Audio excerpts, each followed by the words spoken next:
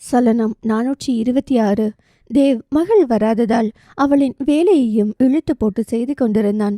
அந்த நேரம் போன் வர அன்னோன் நம்பர். ஆடவன் போனை எடுக்காமல் ஒர்க் பார்க்க, பிரியா, டே தடிமாடு, போன் எடுத்து பேசேண்டா, நொய்னு அடிச்சிட்டு இருக்கு. அன்னோன் நம்பர் டி, காலையிலிருந்து லோன் தரேன்னு சொல்லி இந்த பஜாஜ்ல இருந்து ஓயாம பல முறை கூப்பிட்டுக்கிட்டே இருக்காங்க. வேணான்னு சொல்லிடுறா, நான் சொல்லியும் விட மாட்டேங்கிறாங்க. இவங்க கிட்ட நம்ம நம்பர் போனாலும் போச்சுடி, யாரோ நம்ம டீட்டெயில்ஸ் எல்லாம் வித்துட்டாங்க போல. பிரியா சிரித்தாலும் தேவ் மனசுக்குள்ள சலிப்பு தெளிவாக தெரிந்தது. இந்த நம்பர் எனக்கு தெரிஞ்ச ஆட்களை விட இந்த லோன்காரன், கிரெடிட்காரன், ஃபைனான்ஸ் கொடுக்குறேங்கிற பேர்ல ஒரு 1000 பேர் யூஸ் பண்றாங்க.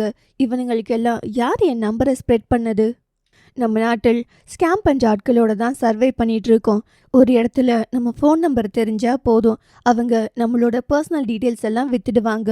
ஒன்றும் இல்லை, இந்த செல்ஃபோனில் ஒரு விஷயத்தை பற்றி நம்ம பேசிட்டு இருந்தோம்னா கூட அது கண்டினியூவாக நம்ம சர்ச் லிஸ்டில் வரும். நம்ம ஃபோனை ஒட்டி கேட்டு கூகுள் நம்ம ஒரு பொருள் பற்றி பேசுறது எல்லாம் கண்ணு முன்னாடி கொண்டு வரும்.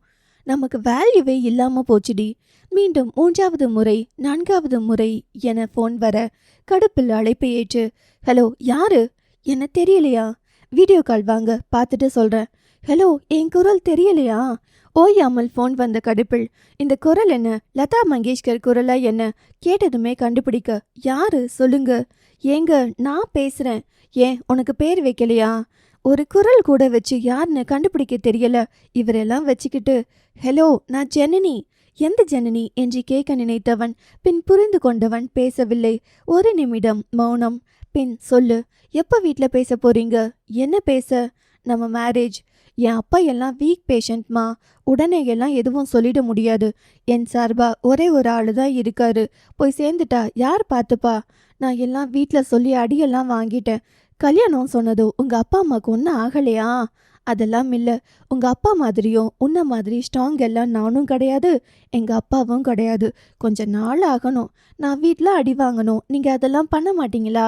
நீதானம்மா கல்யாணம் பண்ணின, என்ன தான் பண்ணுவேன்னு பண்ணின.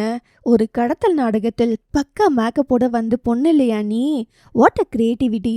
பின்ன ஒரு முறை நடக்கிற கல்யாணத்தை திருப்பி திருப்பி பார்க்குறப்போ மெமரைஸாக இருக்கணும் இல்லை? எனக்கெல்லாம் உன் மஞ்சள் கயிறை பார்த்தாலே உங்க சித்தப்பன் தான் கண்ணு முன்னாடி வருவான். அவர் ரொம்ப நல்லவர், நல்ல மனசுக்காரர். அவனா நல்ல மனுஷன்? நீயும் உங்க அண்ணங்காரனும் சந்தோஷமா இருக்கணுன்றதுக்காக எல்லார் உயிரையும் வாட்டி வதச்சிட்டான் படுப்பாவி. அப்போ மிரட்டலுக்காக தான் கல்யாணம் பண்ணீங்களா? உங்களுக்கு என்ன பிடிக்காதா? பிடிக்கலன்னு சொன்னா மட்டும் தாலி கயிற்றை கொண்டு வந்து என் கையில் கொடுத்துடுவியா? அவளிடம் மௌனம். ஹலோ ஜனனி. அவளிடம் பதில் இல்லாததால் மீண்டும் ஹலோ ஜனனி. சொல்லுங்க, நான் லைன்ல தான் இருக்கேன். ஏன் நைட்டு தூங்காம கனவு எதுவும் கண்டியா? பகல பதில் பேசாம தூங்கிட்டு இருக்க? அதெல்லாம் இல்ல. அப்போ உங்களுக்கு இந்த கல்யாணத்தில் விருப்பம் இல்லையா?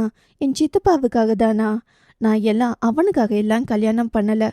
என்ன அவன் இவன்னு பேசுறீங்க? அப்புறம் என்ன, அவன் தேசத்திற்காக உயிரை விட்ட தியாகியா இல்ல தியாக செம்மலா? அப்புறம் அந்த நேரம் நம்மளையும் இப்படி ஒருத்தி லவ் பண்றா, ஆழமா நேசிக்கிற ஒரு பொண்ணை ரொம்ப கஷ்டப்படுத்திட்டோம், இனி படுத்தக்கூடாதுங்கிற நல்ல மனசுல தான் தாலி கட்டுன. அதெல்லாம் ஒரு சுயநலம்தான். லவ் வேணும் எனக்குன்னு. ஹோ, அப்போ எப்போ வந்து எங்கள் வீட்டில் பேசுவீங்க?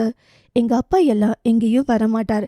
நீ தானே கல்யாணம் பண்ணுறதுக்கு ஐடியா பண்ணி பக்கா ஸ்கெட்ச் போட்டு நேரையெல்லாம் குறித்து பிளான் பண்ணி மேக்கப் எல்லாம் பண்ணி செமையாக வந்த. அப்போ இந்த கல்யாண செய்தியை உங்கள் வீட்டில் பேசி எங்கள் அப்பா கிட்ட வந்து பேசி என்னை மாப்பிள்ளை கேளு. எந்த பொண்ணு வீட்லையாவது மாப்பிள்ளை வீட்டுக்கு போய் மாப்பிள்ளை கேட்பாங்களா? எந்த பொண்ணாவது சித்தப்பா துணைக்கு வச்சுக்கிட்டே ஆளை வச்சு மிரட்டி ஒரு ஆம்பளைய தாலி கட்ட பிளான் பண்ணுவாளா? நான் எல்லாம் பிளான் பண்ணல, என் சித்தப்பா தான். அது எப்படி அவ்வளோ பெரிய பள்ளியின் தாளாளர் பெற்ற 2 பிள்ளைகளின் கல்யாணத்தை 2 நிமிஷத்துல இவ்வளோ சீக்கிரம் பண்ணி விட்டுட்டான். ரொம்ப கன்ஜூஸ் பண்ணீங்க. ஒரு ஒய்ஃப் கிட்ட யாராச்சும் இப்படி பேசுவாங்களா? திடீர்னு இந்த மாதிரி எல்லாம் பேசுனா எனக்கு ஒரு மாதிரி ஷையா இருக்கு. எதுக்கு ஷை? அதெல்லாம் சொல்ல தெரியல என்றவன். என் அப்பா இப்போ இங்க திருப்பூரில் இல்ல, வந்ததும் சொல்றேன். உன் அப்பா கிட்ட வந்து பேச சொல்லு, அப்புறம் கூப்பிடுறேன். இதுதான் என் நம்பர், சேவ் பண்ணிக்கோங்க. என்றவன் சேவ் பண்ணி கொண்டான். அப்புறம் தேவ், அங்கிள் டெரரா? யார் அங்கிள்? உங்க அப்பா. என் முன்னாடி நல்ல அப்பா, உனக்கு எப்படின்னு நீ தான் தெரிஞ்சுக்கணும். என்ன வேணாம்னு அவர் சொல்லிட்டா?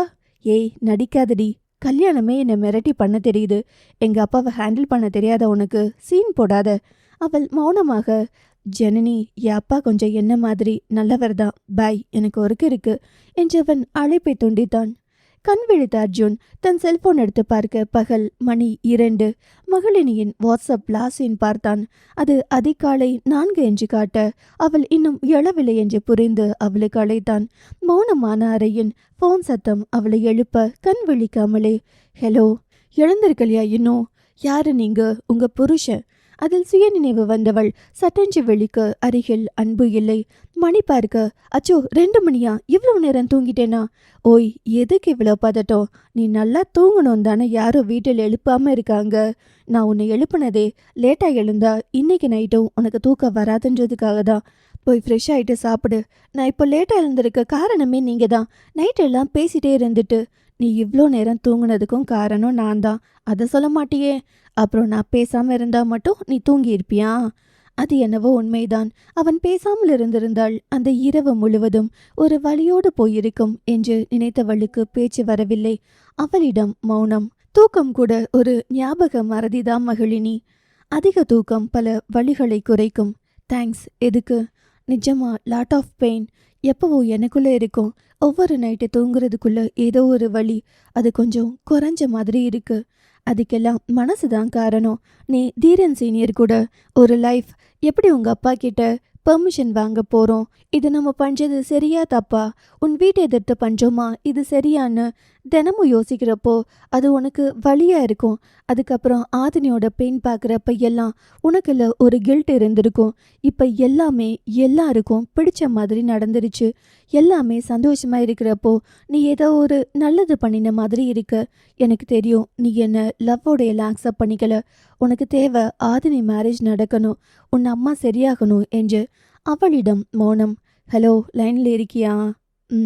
எனக்கு நீ பொண்டாட்டியா வந்தா அட்லீஸ்ட் என்னோட லவ் என்கிட்ட கிடைச்சதா சந்தோஷப்பட்டுட்டு இருக்கேன். அதே நேரம் நம்மளை எப்படி அலைய விட்டாங்கிற கடுப்பு உன் மேல இருக்கு. ஒருவேளை ஆதினியை நீங்க கட்டியிருந்தா, ஆதினி ஒய்ஃபாக வந்திருந்தாலும் நான் நல்லா தான் வாழ்ந்திருப்பேன்.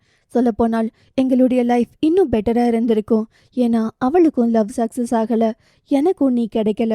அப்போ நாங்கள் 2 பேருமே புதுசாக ஏதாவது பேசி செய்ய ஒரு ஹாப்பியாக லைஃப் ஸ்டார்ட் பண்ணியிருப்போம். மகள், அது அவ்வளவு ஈஸியாக என்ன சட்டுன்னு இன்னொருத்தரோட வாழ்க்கையை தொடங்குவது? எனக்கு வாழணும் மகள். எனக்கு பயமாக இருக்குது உங்கள் கூட எப்படி வாழ போகிறேன்னு. எப்படி வாழ போகிறோம்னு யோசி. கண்டிப்பாக 24 மணி நேரமும் கட்டி பிடிச்சிக்கிட்டே வாழ முடியாது. 24 மணி நேரமும் கொஞ்சிக்கிட்டே இருக்க முடியாது. எல்லாமே இருக்கும், கசப்பு சந்தோஷம்னு எல்லாம். அப்புறம் யாரையும் நினச்சி வாழ்க்கை வீணாக்க கூடாது. 28 வயசாயிடுச்சு. நான் என் வாழ்க்கையை ஒவ்வொரு நாளும் வாழணும்னு நினைக்கிறேன். எனக்கு ஒர்க் இருக்கு, நீ கிளம்பிப்போ, பாய் என்றவன் அழைப்பை துண்டித்தான். மகிழ் அடுத்து பிரியாவிற்கு அழைத்தாள். சொல்லிடி, ஏண்டி கால் பண்ணல? என்னடி தூங்கிட்டு இருக்க? சரி தூங்கட்டும்னு விட்டுட்டா ரொம்ப பஞ்சடி. வேலை அவ்வளோ இருக்கு, எழுப்பி இருக்கலாம்ல. உனக்கு எந்த காலும் பண்ணக்கூடாதுன்னு அஞ்சு அத்தா சொல்லியிருக்காங்க. அப்புறம் நீயும் நைட்டெல்லாம் தூங்காமல் இருப்ப, அதான் விட்டுட்டேன். என்னென்ன ஒர்க் இருக்கு பெண்டிங்கில்? நீ முதல்ல ஃப்ரெஷ் ஆகுடி. உன்னோட வேலையெல்லாம் நானும் தேவும் பார்த்துப்போம். நான் வரேன். எதுக்கு லூஸு? எனக்கு வேலை இருக்கு. இன்னைக்கு ரெஸ்ட் எடு, நாளைக்கு வந்தா போதும். எனக்கு வேலையும் பார்க்கணும், உங்களையும் பார்க்கணும். சரி வா, எனக்கு இப்போ ஒரு மீட்டிங் இருக்கு. சரிப்போ, நான் கிளம்பிட்டு கூப்பிடுறேன் என்று அழைப்பை வைத்துவிட்டு மகள் குளித்து முடித்து ஆடை மாற்றி விட்டு கண்ணாடி முன் இருக்க தன் கழுத்தில் இருக்கும் சின்ன மெல்லிய சங்கிலி மட்டுமல்லாது தன் மார்பு வரை தொங்கிக் கொண்டிருக்கும் புது மஞ்சள் சரடை பார்த்தாள். மகளினி அர்ஜுன் என்ற அர்ஜுனின் வார்த்தைகள் காதுக்குள் ஒலித்தது. அது ஒன்றும் அவ்வளவு கனமல்ல. ஆனால் மார்பின் மீது தாலியோடு கட்டியவனையும் மனசுக்குள் கொண்டு வருவது பெரும் சுமையாக இருந்தது. அதையே பார்த்தவள் பின் கவனத்தை வேறு பக்கம் மாற்றி கிளம்பி வெளியே வர நந்தினி அமர்ந்திருந்தாள். நந்துமா என்று ஓடி வந்து கட்டிக்கொள்ள, என்ன இன்னைக்கு ஆஃபீஸ் போகலையா நீ? ஏதும் உடம்பு சரியில்லையா என்று கழுத்தில் கை வைத்து தொட்டு பார்த்த நந்தினி அப்போதுதான் அவளின் கழுத்தில் மின்னும் தாலி சரடை பார்த்து, நான் இல்லாம உனக்கும் தீரனுக்கும் கல்யாணம் ஆயிடுச்சா குட்டி என்றாள். அந்த தாலி கயிறை பார்த்து அருகே இருந்த அஞ்சு அண்ணம் என்ன சொல்வது என்று முழிக்க மகளினி நந்தினியின் கைப்பிடித்து, இப்பதான் ஹாஸ்பிட்டலில் இருந்து வந்திருக்கீங்க, எந்த சுமையும் உங்களுக்கு வேணாம். அதிக வலி தாங்கி என் இதயம் இப்ப கொஞ்சம் ஸ்ட்ராங் ஆயிடுச்சு. உடம்புக்கு தான் பிரச்சனை, இதயத்துக்கு இல்ல. நீ சொல்லு அம்மா என்றவள் நடந்து முடிந்ததை சொல்லி முடிக்க நந்தினியின் கைகள் மகிழினியின் கன்னத்தில். இதுவரை அடிக்காதவள் கோபத்தில் முதல் முறையாக கை ஓங்கினாலும் மகிழ் மா என்னம்மா, சந்தோஷமா வாழணுன்றதுக்காக தானே ஊட்டி ஊட்டி வளர்த்தோம். தெளிவா யோசிக்கணுன்றதுக்காக தானே படிக்க வச்சிருக்கோம். எவனோ மிரட்டினான் என்பதற்காக இதெல்லாம் கட்டிட்டு வந்து திரிவியா? முதல்ல இதை கல்யாணம்னு எதுக்கு நீ அக்செப்ட் பண்ற? அம்மா, நான் அப்பா மேல ப்ராமிஸ் பண்ணியிருக்கேன். யாரு கை நீட்டினாலும் சத்தியம் பண்ணணும்னு எதுவும் இல்லை. அதை ஃபாலோ பண்ணணும்னு எந்த அவசியமும் இல்லை. நீங்க எனக்கு உண்மையா இருக்கணும்னு சொல்லி கொடுத்துருக்கீங்களேம்மா. அஞ்சு எவ்வளோ பெரிய ஆபத்தில் இருந்தாலும் காப்பாற்றுவதற்கு அவ புருஷன், அதாவது உங்க அப்பா இருக்கார். என்ன நடந்தாலும் அது அவரை சார்ந்தது. கிட்டத்தட்ட வாழ்க்கையில் எல்லா நல்லது கெட்டதும் அவ பார்த்துட்டா. இனி உங்க கல்யாணம் தான் பார்க்கணும். நீ ஈஸ்வர் மேல ப்ராமிஸ் பண்ணினாலும் உன்னோட ப்ராமிஸால ஈஸ்வருக்கு என்ன ஆக போகுது? நிறைய நல்லது பண்ணியிருக்கிற ஈஸ்வருக்கு உன்னோட ப்ராமிஸால எப்படி ஒரு கெட்டது நடக்கும்? முட்டாள்தனங்களால் வாழ்க்கையை பாழாக்கிக்காத மகள். அதை கழட்டி அவன் கையில கொடுத்துட்டு கொஞ்ச நாள் வீட்டில் இரு. எல்லா கஷ்டமும் மறந்ததுக்கு அப்புறம் நீயும் நானும் கூட வெளிநாடு கூட போகலாம். உனக்கான வாழ்க்கைய உனக்கு பிடிச்ச மாதிரி அழகாய் அமைக்கலாம். நான் இந்த வாழ்க்கைய அக்செப்ட் பண்ணிக்கிறேம்மா. பாப்பு சொல்றத கேளு. உடம்புக்குள்ள விஷமேற்றி கொலை பண்ண பாக்குற ஒரு நயவஞ்சக கூட்டம் அந்த நாச்சி முத்து வாரிசுகளின் ரத்தத்தில் இருக்கு. அந்த நேரம் சரி சரின்னு தலையாட்டிட்டு கட்டி முடிச்சதும் தூக்கி வீசிட்டு வர வேண்டியதானே. அர்ஜுன் நல்லவருமா. என்னோட சுயநலத்துக்காக அந்த ப்ராமிஸை மீற முடியல. படிச்ச முட்டாளா இருக்கியா மகள்? ஆசைப்பட்டவன் கூட வாழ முடியாமல் நொடிக்கு நொடி நரகமாக வாழ்வதை காட்டிலும் கொடுமை வேறொன்றுமில்லை. அது நீ சந்தோஷமா இருக்காதானேம்மா? அவளுக்கு நல்லது பண்ணியிருக்கேன் இல்லையா? அவ சந்தோஷமா இருக்கிறாளா என்பது அவளுக்கு தானே தெரியும். உனக்கு எப்படி தெரியும்? இதை விட்டு கொடுத்தா மட்டும் அவ சந்தோஷமா வாழ்ந்துடுவாள் என்று எப்படி நீ நினைக்கிற? நம்மளை விட்டுட்டு தங்கச்சியை விரும்பியவன் மீண்டும் இன்னொரு பொண்ணை விரும்ப மாட்டானா என்ற பயமே அவளை கொன்னுகிட்டே இருக்கும். அதுக்கு நீ இந்த கல்யாணத்தை நடத்தி வைக்காமல் இருந்திருக்கலாம். ஒரு மாதிரி இருந்தது மகளுக்கு. அந்த வார்த்தை அவளுக்கு வலித்தது. ஏனென்றால் தன்னை விட்டு தீரன் மாமா ஒரு நாளும் இன்னொரு பெண்ணோடு போய்விடுவார் என்ற பயம் பெண் அவளுக்கு துளியும் இருந்ததே இல்லை. நந்தினி, சந்தோஷமோ துக்கமோ அது நம்ம கையில் தான் இருக்குடா. அவள் அந்த வாழ்க்கையை ஏற்றுக்கொண்டாமா. சரி, அதை கூட ஆதனிக்காக விட்டு கொடுத்துட்டேனுவே. அர்ஜுன் கூட தான் வாழணும்னு எந்த ரூல்ஸ் புக் எழுதி இருக்கு? இதெல்லாம் உங்க அப்பா கண்டுக்காம விட்டுட்டாரா? அப்பா அம்மா வேண்டாம்னு தான் சொன்னாங்க. நான் தான் இந்த முடிவெடுத்திருக்கேன். உன் கல்யாண விஷயத்துல எனக்கு இந்த விஷயம் பிடிக்கல. நான் உன்னை இப்படி வளர்க்கல. மா, தெரியாத பிசாசை காட்டிலும் தெரிஞ்ச பேய் எவ்வளவோ மேல்னு சொல்வாங்கம்மா. சப்போஸ் அர்ஜுன் நல்லவன் இல்லை என்றால் உன் வாழ்க்கை, அவன் கெட்டவன் என்றால் நீ இந்த ப்ராமிஸை ஃபாலோ பண்ணி இருக்கணும்னு அவசியம் இல்லை. அவனை பற்றி என்ன தெரியும்? மா, அர்ஜுன் என்ன சின்ன வயசுல இருந்து லவ் பண்ணியிருக்கார். ரெண்டாவது, அவர் ஆதனிக்கென்று ஏற்கனவே நம்ம வீட்டில் பார்த்த மாப்பிள்ளை தான். நல்லவராய் இருக்க போய் தானே பார்த்துருப்பேங்க. மூன்றாவது, எனக்கும் தீரன் மாமாவுக்கும் இருக்கும் லவ் அவருக்கு தெரியும். புதிதாய் ஒருவருக்கு என் மனநிலையை விளக்குவதை விட தெரிந்த ஒருவரிடம் நான் இயல்பா இருக்கலாம். இது முழுக்க முழுக்க என்னோட முடிவு தானுங்கம்மா. அண்ணம் அண்ணாமலையின் வரிகளை சொல்ல, பாவம் கீவம் சாபம் என்றெல்லாம் பேசாதீங்கத்த. எனக்கு சம்டைம் கடவுள் மீது கோபம் வருது. பிறக்கும்போது வீட்டில் ரொம்ப தெளிவானவள் என்ற பேரெல்லாம் எடுத்துவிட்டு அதுக்கப்புறம் எனக்கு அவர் கொடுத்த தண்டனை கொஞ்சம் நஞ்சம் இல்லை. இதோ இப்போ கூட பெரிய தண்டனையிலிருந்து தப்பிச்சு வந்த மாதிரி தான் உட்கார்ந்துருக்கேன். சந்தோஷம் என்றால் என்னன்னே தெரியல. எனக்கு என்னவோ அது என்கிட்ட இல்லாத மாதிரியே தோணுது. இவளாச்சும் அட்லீஸ்ட் அவளுக்கு பிடிச்ச வாழ்க்கையை வாழட்டுமே. மகள் நந்துவின் கைப்பிடித்து, இது தவறான கல்யாணமாய் இருக்கலாம். ஆனால் நல்ல மனிதனை தான் கல்யாணம் பண்ணியிருக்கேன். அவர் கெட்டவராய் இருந்தாலும் நல்லவராய் இருந்தாலும் நான் இந்த வாழ்க்கையை மனதார ஏத்துக்கிட்டு வாழ்றேம்மா. அக்காவின் வாழ்க்கையை பறித்தவன் என்பதை காட்டிலும் இது எனக்கு அவ்வளவு கஷ்டமாய் இல்லை. நந்தினி அவளை இறுக்கி கட்டி கொண்டாலும் அழுகைதான் வந்தது. நீங்க அழாதீங்கம்மா, நான் சந்தோஷமா வாழ்வேன். ஏனோ தெரியவில்லை, வளர்த்த பெண்ணின் வாழ்க்கையில் இவ்வளவு குளறுபடிகள் நடந்ததை நினைத்து ஒரு தாயாய் அவளுக்கு வலித்தது. சலனம் 427. தர்மா தீபக்கிற்கு அழைக்கவும், சொல்லு தர்மா, ஞானவேல் ஈஸ்வர் சார் கிட்ட பேசணும்னு சொல்றாரு. என்னவாம்? நன்றி சொல்ல. தீபக், சரி, அவரிடம் கொடுக்கறதுக்கு முன்னாடி வெயிட் பண்ணு, கேட்டுட்டு சொல்றேன் என்றவர் ஈஸ்வர் அருகில் வந்து, சார். சொல்லு தீபக். ஞானவேல் அவர் பேசணுமாம். என்னவாம்? உங்களுக்கு நன்றி சொல்லணுமாம். கொடு. தீபக், தர்மா அண்ணா அவரிடம் கொடு என்று சொல்லி போனை ஈஸ்வரிடம் நீட்டினான். ஃபோன் வாங்கி ஈஸ்வர், சொல்லுங்க சார். அவர் தயங்கி தயங்கி, நான் உங்களுக்கு எப்படி நன்றி சொல்றதுன்னு தெரியாம இருக்கேன். உங்களுக்கு கெடுதல் செஞ்சும் என் பையன் போஸ்ட்மார்ட்டம் வர உங்க ஆட்களை அனுப்பி கூட நின்று அவன் உடம்ப மும்பைக்கு அனுப்ப ஏற்பாடு பண்ணினது மட்டுமல்லாமல் தற்காப்புக்கு தான் சுட்டார் என்று சொல்லி காப்பாற்றியிருக்கீங்க. தேங்க்ஸ். நீங்க அப்போ நன்றிய தீபக்குக்கு, தர்மாவுக்கு, அர்ஜுனுக்கு சொல்லுங்க. ஞானவேல், மற்ற 2 பேரும் ஓகே. அர்ஜுன், அவனை திருந்தவே மாட்டீங்களா ஞானவேல் சார்? அவன் என் மகனை கொலை பண்ணியிருக்கான். அவன் பண்ணினானா? அவங்க சித்தப்பா தான். ஆனால் பண்ணினது அவனுக்காக. உங்க மகன் இறந்தது உங்களால தான். என்னாலையா? விஜய வளர்த்த அப்பாவை கொன்னது நீங்க. அவ்வளோ பெரிய நோய் இருக்கு. அவன் ரத்தம் ஸ்ப்ரெட் ஆனாலே அந்த நோய் ஸ்ப்ரெட் ஆகும். அப்படி இருந்தும் ஏன் பொண்ணை மிரட்டி கட்டி வைக்க பிளான் பண்ணியிருக்கீங்க.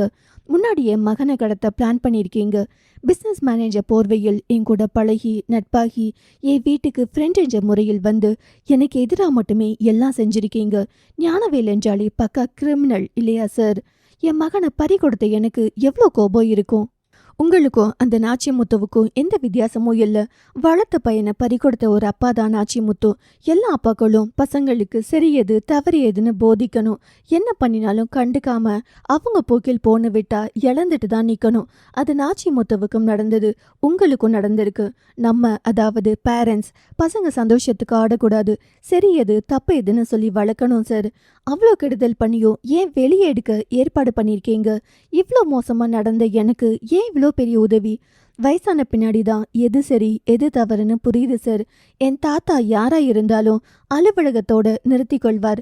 ஆனால் நான் உங்களை வீட்டுக்கு கூட்டிட்டு வந்தது யாரையும் உள்ள அனுமதிக்காத நான் உங்களை அனுமதித்து குடும்பம் ரீதியாக பழகியது, நீங்க பொண்ணு கேட்டதும் ஜாதகம் தந்தது என்று நான் உங்களை மதிச்சு நான் பண்ணி செய்த தவறுக்கு பிராச்சித்தோன்னு வச்சுக்கோங்க. பிஸ்னஸ் வேற குடும்பம் வேற ரெண்டையும் கனெக்ட் பண்ணினது தப்புன்னு புரிய வச்சதுக்காக.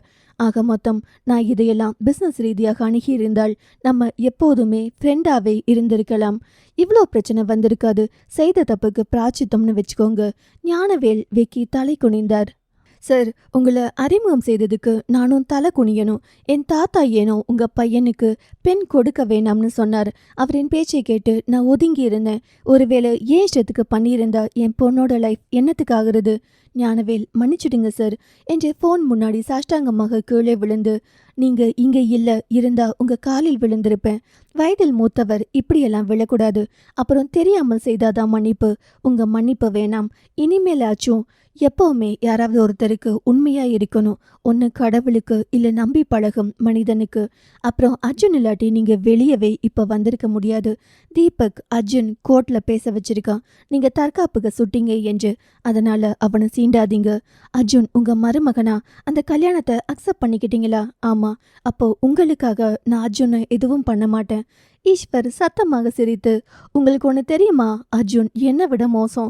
என்கிட்ட 75% நல்ல குணம், 25% கெட்ட குணம் இருக்கும். ஆனால் அர்ஜுன் கிட்ட நல்லது செஞ்சா நல்லவன், கெட்டது செஞ்சா ரொம்ப கெட்டவன். ஸோ நீங்க தள்ளி இருக்கிறது உங்களுக்கு நல்லது. இனியெல்லாம் நான் யார் கூடவோ சண்டை போட போறதில்ல சார். நிறைய இழப்பு எனக்கு தான் சார். வீம்புக்கு பண்ணினா அப்படிதான் ஆகும். உங்க சாம்ராஜ்யத்தை ஆள முடிஞ்சா டெஸ்ட் பேபி பெற்று வளருங்க, இல்ல தத்தெடுங்க. பெரிய சாம்ராஜ்யம் ஆள தலைவன் இல்லாவிட்டால் பல ஆயிரம் குடும்பங்கள் வீதிக்கு வந்துடுவாங்க. அதான் நிஜமாவே இனி ஞானவேல் என்ற அகந்தை கர்வம் எதுவும் இல்லாத ஒரு மனிதனை காண்பீங்க. என் மகன் சிதையில் வேகும்போது என்னோட கெட்டதும் வெந்ததும் நான் போறேன் சார் என்று சொல்லிவிட்டு போனை துண்டித்தார். அஞ்சு நந்தினிக்கு தலைக்கு எண்ணெய் காய்ச்சி கொஞ்சம் கொஞ்சமாக வைத்து தலை சீவி கொண்டிருந்தாள். மிருது, அத்தை நான் மசாஜ் பண்ணி விடட்டுமா? நந்தினி கோபமாக, முடிவே பண்ணிட்டியா இங்க வாழ்றதுக்கு? அவையெல்லாம் எப்பவோ முடிவு பண்ணினதால் தானே அக்கா இங்கே வந்துட்டா. நந்தினி, உங்க அப்பத்தா கூட பேசுவியா நீ? அதெல்லாம் டெய்லியும். உங்க அப்பத்தா ஒன்றும் சொல்லலையா? அவங்க என்ன திட்டல. சொல்லப்போனா இப்போ என் ஆறுதல் அவங்க தான். எங்க பொண்ணுக்கு ஒரு நியாயம், உனக்கு ஒரு நியாயமா உங்க அப்பத்தாவுக்கு? என்னும் போதே அங்கே விஜயா, தண்டபாணி, ரவி கூடவே ஆதிரையும் வந்தனர் நந்தினியை பார்க்க வேண்டி. ஏனோ அவ்வளோ கோபம் இருந்தும் நந்தினி ஒரு காலத்தில் தங்களின் வளர்ச்சிக்கு பாடுபட்டவள் என்ற நோக்கில் ஆதிரை அண்ணியை பார்க்க மட்டுமே வரேன் என்று சொல்லி வந்தாள். நந்தினி வரவேற்பறையில் அமர்ந்திருக்க அஞ்சு அக்காவை கவனித்துக் கொண்டிருப்பதைக் கண்டு பெற்றவர்களுக்கும் உடன் பிறந்தவனுக்கும் அவ்வளோ சந்தோஷம். தன் வீட்டு ஆட்கள் குடும்பத்துடன் வரவும் நந்தினி வாங்க அஞ்சு அண்ணம் மரியாதை நிமித்தமாக வரவேற்க எல்லோரும் நந்தினியின் நலம் விசாரிக்க தலையை ஆட்டினாள். மிருது ஓடி வந்து அப்பதா என்று தன் தாத்தாவுக்கும் அப்பத்தாவுக்கும் நடுவில் அமர்ந்து கொண்டாள். தண்டபாணி, நீ பண்ணினது சரியா மிருது? அவள் தலை குனிந்து அமர்ந்து கொண்டாள். விஜயா, விடுங்க, அவ என்ன அவளின் அத்தை வீட்டுக்கு தானே வந்திருக்கா, ஒன்னும் ஓடி போகலையே. அஞ்சுவும் அண்ணமும் பேசியது இவரா என்று பார்க்க நந்தினி தன் அம்மாவையே பார்த்தாள். ஆதிரை தன் மாமியாரை முறைக்க தண்டபாணி மனைவியை பார்த்து, அவ பண்ணினது சரியா? விடுங்க, எல்லாம் முடிஞ்சது. சின்ன பிள்ளை, ஏதோ ரவி ஏதோ மாப்பிள்ளை பார்த்துட்டு வானோன்னு வந்துட்டா. நீ மிருது கிட்ட பேசுவியா? சேச்சா, நான் இன்னைக்கு தான் பேசுறேன். மிருது நிமிர்ந்து தன் 2 அத்தைகளையும் பார்க்க அவர்கள் விஜயாவின் பொய்யை நினைத்து நந்தினி முறைக்க அஞ்சு ஆச்சரியப்பட்டாள். எதற்கும் இறங்கி வராத தன் அம்மா மிருதுவுக்காக எவ்வளோ மாறியிருக்காங்க என்று. நந்தினி கோபமாக, அது என்னங்கம்மா, என் பொண்ணு பண்ணினது எல்லாம் கொலை குற்றம், உங்க பேத்தி பண்ணா சின்ன பொண்ணுன்னு சொல்றீங்க. நான் எப்படா ஆதினியை குறை சொல்லியிருக்கேன்? மகளினியோ ஏன் பொண்ணுதாமா? அந்த வார்த்தையில் எல்லோரின் முகமும் மாற அஞ்சு அவ்விடம் விட்டு நகர்ந்து விட்டாள். பெற்ற தாயாக இருந்தாலும் தன் மகளை எவ்வளோ பேச்சு பேசியிருக்காங்க என்னும் போது ஒரு சொல்ல முடியாத வழி அஞ்சுவுக்குள். போகும் அவளையே பெற்றவர்களும் மற்றவர்களும் பார்த்திருந்தனர். அண்ணம், நந்தினி, பழசை நீ யாரும் பேச வேணாமா? 1க்கு 2 சம்பந்தம் பண்ண போறோம், பிரச்சனையை விடு. ஆதிரை, நீங்க ரொம்ப செல்ஃபிஷ்மா. அவர், என்ன உங்க பேர பிள்ளைங்க எல்லாம் நல்லா இருக்கணும்னு சண்டை வராம தடுக்கிறீங்க. அன்னைக்கு என்னைய கட்டி கொடுத்துட்டு உங்க பசங்களை பேசாதீங்க, ஏன் பொண்ணு அங்க வாழறான்னு ஒரு வார்த்தை சொன்னீங்களா? நந்தினி, ஆதிரை, நீ கொஞ்சம் வாய மூடுமா. தேவைக்கேற்ற மாதிரி உரிமை கொண்டாடுவ, அதை உன்கிட்ட தான் கத்துக்கணும். அவங்க செல்ஃபிஷ். சூப்பர், ரொம்ப ரொம்ப நல்ல பொண்ணு நீ. அவங்க செல்ஃபிஷ் என்றால் நீ அதை விட செல்ஃபிஷ். ஆதிரை, நான் என்ன சுயநலவாதி? நீ எப்போதுமே சுயநலவாதிதான். ரவி, நந்தினி, சண்டை வேணாம். உங்க பொண்டாட்டியை குறை சொன்னதும் வலிக்குதுங்களாண்ணா? அப்ப அஞ்சு பாப்பா முன்னாடி அவ புருஷனை, மகிழ் பாப்பாவை அவங்களுக்கு சப்போர்ட் பண்றேன்னு சொல்லி அவளை எப்ப பாரு திட்டிகிட்டே இருக்கீங்க. பாப்பாவுக்கு எவ்வளோ கஷ்டமா இருக்குன்னு சொல்லுங்க. நேத்து கூட உங்க பொண்டாட்டி இங்க வந்து ஆடுன்னு ஆடிட்டு போயிருக்கா. உங்க உசுரை காப்பாற்ற 2 பொண்ணுங்களும் அவங்க வாழ்க்கைய பணைய வச்சிருக்காங்க. ஆதினி விரும்பாத ஒருத்தனின் தாலியை கட்டி மனைவியாகவும் மகள் விரும்பி ஒருத்தனை விட்டு கொடுத்தும் இருக்காளுங்க. உலகில் சிறந்த அண்ணன் நீங்க. ஆனா நீங்க சிறந்த தாய் மாமனான்னு கேட்டா தெரியல. ஆனா என் பொண்ணுங்க 2மே பாவம் என்றவளின் விழியில் நீர். விஜயா, நந்துமா, உடம்புக்கு முடியாத நேரத்தில் ஏமாளற. ஆதினியை பத்தி நீ கவலைப்படாத, நாங்க பாத்துக்கிறோம், நீ அதை விடு. அம்மா, ஆதினிய தீரன்தான் கட்டியிருக்கான், நீங்க இல்ல. அதெல்லாம் அவன் நல்லா பார்த்துப்பா நந்துமா. அதே போல் மிருது இங்க இருக்கா, அவளை நீயும் நல்லா பார்த்துக்கோ. கோபமா பேசிடாத, சின்ன பொண்ணு. மிருதுவுக்கேனோ இந்த அப்பத்தாவை ரொம்ப பிடித்தது. அந்த வார்த்தையில் நந்தினி அங்கே இருக்கும் ஆதிரையையும் அண்ணனையும் பார்த்து, இப்போ எங்க அம்மா அவங்க பேத்தி கொண்டுனா துடிக்கிறாங்க. இதே மாதிரி நான் சாக கடந்து வந்தப்போ எல்லாம் நீங்க எல்லாம் எங்க போனீங்க? ரவிக்கும் தண்டபாணிக்கும் பிரச்சனை பெரிதாகி விடுமோ என்று பயந்து நிற்க மிருதுவுக்கு பயம் கை நடுங்கியது. அதை கண்டு ஆதிரை ஏனோ தன் கோபம் தாபம் எல்லாம் கட்டுக்குள் கொண்டு போனாள்.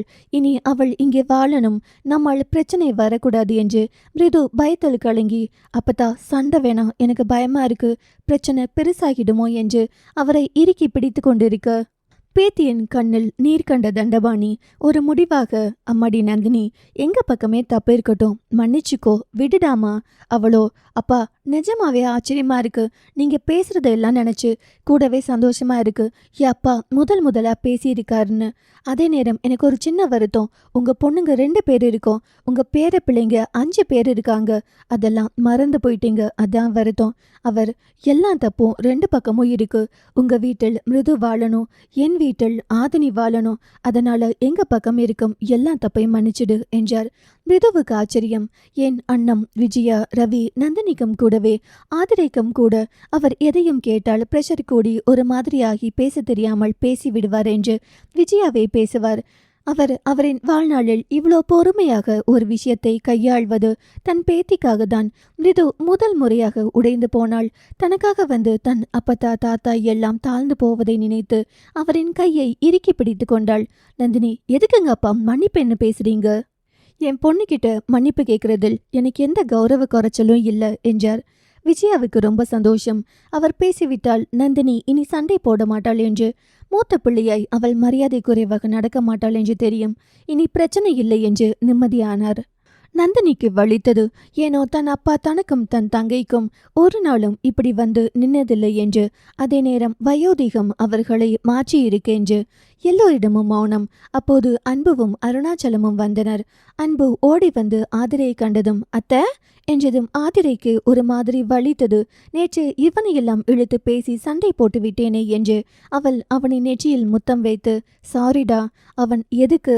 அத்தை கோபத்தில் திட்டிட்டேன். அத்தை, நீங்க என்ன இப்போதான் பாக்குறீங்க? அப்புறம் எப்ப திட்டினீங்க? கனவு கண்டீங்களா? அவனுக்கு விஷயம் தெரியாது என்று புரிய, ஆமா கனவுதான் என்று கட்டிக்கொண்டாள். அவனோ நந்தினியை பார்த்து, நந்துமா வந்துட்டீங்களா? காய்ச்சல் சரியாகிட்டா என்று ஓடி வர, உன்னை பார்த்தா எல்லாம் சரியாயிடும் என்று அவன் தலைமுடியை நீவினாள். அம்மா எங்க? உள்ள இருக்கா. அவன் திரும்பி விஜயாவை பார்த்து, எங்க அம்மாவை திட்டுனீங்களா? எல்லாரும் இங்க இருக்காங்க, என் அம்மாவை காணோம். அந்த வார்த்தை அவருக்கு வலித்தது. அவர் ஒரு மாதிரியாக, மிருது அன்புக்குட்டி இங்க வா வந்தான். இப்படியெல்லாம் பேசக்கூடாது, அவங்க உனக்கு அம்மாச்சி. அவன் எழுந்து போய் தன் அப்பத்தாவின் கைப்பிடித்து, இவங்க தான் என் அப்பத்தா அம்மாச்சி எல்லாம் என்றவன் தாயை தேடி ஓடிவிட்டான். அருணாச்சலம், அவன் குழந்தை 10 வயசு வரை நீங்க யாரும் அவங்கிட்ட சரியா பேசினதில்ல, அதான் இதை யாரும் எதையும் மனசில் வச்சுக்க வேணாம் என்றார். ரவி, சரிங்க மாமா, எல்லாரும் எப்போ இருப்பீங்கன்னு சொன்னா முறைப்படி உப்பு சக்கரை மாற்றுவது, ஜவுளி எடுக்கிறது எல்லாம் செஞ்சிடலாம். அண்ணம் எதுக்கு இன்னொரு முறை அலைஞ்சிக்கிட்டு? அதையும் மேலே தூங்குறான், வர சொல்றேன், இப்பவே சொல்லிட்டு போயிடுங்க. ரவி, எல்லாரும் இருக்கணுங்களா அத்தை? தண்டபாணி, சின்ன மாப்பிள்ள வரணும் இல்லைங்க. அண்ணம் மகனுக்கு அழைக்கவும். அவனோ, அது இருந்தா என்ன, நான் இருந்தா என்னம்மா? அப்பா இருக்கார், நீங்க இருக்கீங்க, அப்புறம் என்ன? அவங்க இப்பவே சொல்லிட்டு போகட்டும் என்று முடித்துவிட, அண்ணம், ஈஸ்வருக்கு வேலை அதிகம், அதையும் நந்தினியும் தான் இருக்காங்களே, சொல்லிட்டு போங்க என்று சொல்லிவிட எல்லோருக்கும் புரிந்தது. சண்டை வராமல் தடுக்கத்தான் அவர் இப்படி சொல்கிறார் என்று. ரவி, அஞ்சுவை யாராச்சும் கூப்பிடுங்க. அண்ணம் அவளை கூப்பிட அதியும் அஞ்சுவும் வர சொல்லிவிட்டு கிளம்பினார்கள். நந்தினி ஆதனிக்கு அழைக்கவும் அவள் வேலை பிஸியில் போன் எடுக்கவில்லை. வேலை முடித்து வீட்டுக்கு வந்த பெண் ஹாஸ்பிட்டலில் இருந்து வந்திருக்காங்க என்று பார்க்க வந்தாள். உனக்கு கூப்பிட்டேன். அப்போதுதான் செல் எடுத்து பார்க்க மிஸ்டு கால் லிஸ்ட் செக் பண்றப்போ அம்மா என்ற எண் பார்த்து, சாரிங்க ஒர்க் பிஸி கவனிக்கல. ஓகேங்களா நீங்க? நான் ஓகே தான், உன்கிட்ட கொஞ்சம் பேசணும், உட்காருமா. அவள் அமர, உனக்கு இந்த கல்யாணத்தில் விருப்பமா? அவளிடம் மௌனம். உன்கிட்ட தான் பேசுறேன், உனக்கு இந்த கல்யாணத்தில் விருப்பமா? இப்ப எதுக்கு இந்த கொஸ்டின் கேக்குறீங்க? மகள் விரும்பினவன் என்று நந்தினி முடிப்பதற்குள் அவளோ, இப்படி நடந்ததோ உங்களுக்கு வலிச்சிருக்கும்ல. உங்க பொண்ணு இந்நேரம் என்ன பண்ணுவாளோ ஏது பண்ணுவாளோ நினைச்சு துடிச்சிருப்பீங்கல்ல. இப்ப என்ன, நான் மகளுக்காக விட்டு தரணும்னு கேட்க வந்திருக்கீங்களா? அதுக்காக தான் என்ன பேச கூப்பிட்டிருக்கீங்க. இப்ப கூட ஆதினின்னு ஒருத்திய பெற்றிருக்கோம். அவளுக்கும் மனசு இருக்கும், அவளுக்கும் வழிகள் இருக்கும், அவளுக்கும் ஆசைகள் இருக்கும். அவளுக்கு என்ன பிடிக்கும் அந்த மாதிரி உங்களுக்கு ஒரு எண்ணம் இது வரைக்கும் வந்ததே இல்லை. அட்லீஸ்ட் எனக்கு என்ன சாப்பாடு பிடிக்கும் என்றாவது உங்களுக்கு தெரியுமா? 10 மாசம் சுமந்து பெற்றவள் பல வருஷம் கழிச்சு திரும்பி வந்திருக்கா. அவளிடம் ஒரு 5 நிமிஷம் உட்காந்து பேசணும்னு என்னைக்காவது உங்களுக்கு தோணி இருக்கா? ஆனா உங்க தங்கச்சி பொண்ணுக்கு கொஞ்சம் வலிச்சாலும் போதும், உங்க கண்ணுல அப்படியே தார தாரையா நீரோற்றும். பேசிட்டியா இல்ல இன்னும் ஏதாவது பேசணுமா? அவள் கோபத்தில் பேசி முடித்து விட்டு மூச்சு வாங்க. ஒருத்தவங்க என்ன பேசுறாங்கன்னு முழுசா கேட்டு பழக்கம் இல்லையா உனக்கு? அவள் அமைதியாக இருக்க. நீ யாரையும் யாருக்காகவும் விட்டு கொடுக்க வேண்டாம். மகள் அர்ஜுன் மனைவி, அவள் அந்த வாழ்க்கையை வாழ்ந்துடுவா. நீ இந்த வாழ்க்கையை தேர்ந்தெடுத்திருக்க. காசு பணம் இருக்கோ இல்லையோ, காதல் ரொம்ப முக்கியம். புருஷனின் அனுசரணை ரொம்ப முக்கியம். அது உனக்கு கிடைப்பதற்கு என்ன பண்ணணுமோ அதை பண்ணி சந்தோஷமா வாழ். அதை சொல்லதான் கூப்பிட்டேன். இப்ப நீ போலாம். ஒரு நிமிடம் மௌனமானவள், நான் தீரன் மாமா கூட அந்த வீட்டுக்கு போயிட்டா எனக்காக ஒரு சொட்டு கண்ணீர் வடிப்பீங்களா? அதெல்லாம் உங்களுக்கு வராது. ஒருவேளை மகள் போனா கண்டிப்பா சாப்பிடாம கூட இருப்பீங்க. யாருக்கு தெரியும், ரொம்ப முடியாம போய் உங்களை ஹாஸ்பிட்டலில் சேர்க்கிற நிலைமை கூட வரலாம். நான் உன்னை பெற்றதும் வேணாம்னு தூக்கிட்டு போய் நான் போடல. நீ உயிரோட இருக்கியான்னு எனக்கு பல வருஷம் தெரியாது. என் பொண்ணுன்னு மனசு சொல்லுது. ஆனா இயல்பாய் என்னால உன்கிட்ட கொஞ்சம் முடியல. இப்பதான் நெருங்குற, நீ விலகுற. நான் ஒன்று சொல்லட்டுமா? என்னால மகிழ இன்னைக்கு மதியம் ஓங்கி அறைய முடிஞ்சது இந்த கல்யாணம் பண்ணினதுக்காக. ஆனா நீ பேசுறதுக்கு என்னால திட்டக்கூட முடியல. இதெல்லாம் கேட்டா நீங்க யாரு என்னை கேட்கறதுக்கு என்ற வார்த்தை உன் வாயிலிருந்து சீக்கிரம் வந்துடும். உன்னை என்கிட்ட இருந்து பிரிச்சது காலம். அப்படி சொல்ல முடியாது அந்த பாரதி. நீ என்கிட்ட வளர்ந்திருந்தாலும் நிலவன் முகிலன் எப்படி இருக்காங்களோ அப்படிதான் இருந்திருப்ப. உனக்கு ஒரு விஷயம் தெரியுமா? ரொம்ப ஸ்ட்ரிக்டான பேரண்ட்ஸ் எல்லாம் தன் மகள் வழியோ மகன் வழியோ பிறக்கும் பிள்ளைகளிடம் அவ்வளவு பிரியமா இருப்பாங்க. எனக்கு அஞ்சு என் மகள். அந்த மகள் பெற்ற குழந்தை என்பதை காட்டிலும் என்னை உயிர் பிழைக்க வைத்த குழந்தை அது. அவளை எனக்கு பிடிக்கும், அதே நேரத்தில் உன்னையும் முகிலனையும் நிலவையும் அன்புவையும் பிடிக்கும். அவள் எனக்கு கொஞ்சம் ஸ்பெஷல். அது உன்னை இவ்வளவு கஷ்டப்படுத்தி இருந்தால் மன்னித்து விடு. உன் பக்கம் இருந்து யோசிக்கலை என்று என்னை இவ்வளவு கஷ்டப்படுத்துற. ஆனால் எவ்வளவு போல்டா இருந்த நந்தினி, திமிர் பிடிச்சு வெளிநாட்டுக்கு போய் விபத்து நடந்து உன்னை கொன்னுட்டேன்னு என்று பைத்தியக்காரியானதும் நீ இல்லையே என்பதால்தான். இன்னைக்கு நீ அம்மா என்று சொல்றதுக்கு ஒரு உயிர் இருக்கு என்றால் அஞ்சு மகளினிய என் கையில் கொடுத்ததால்தான்.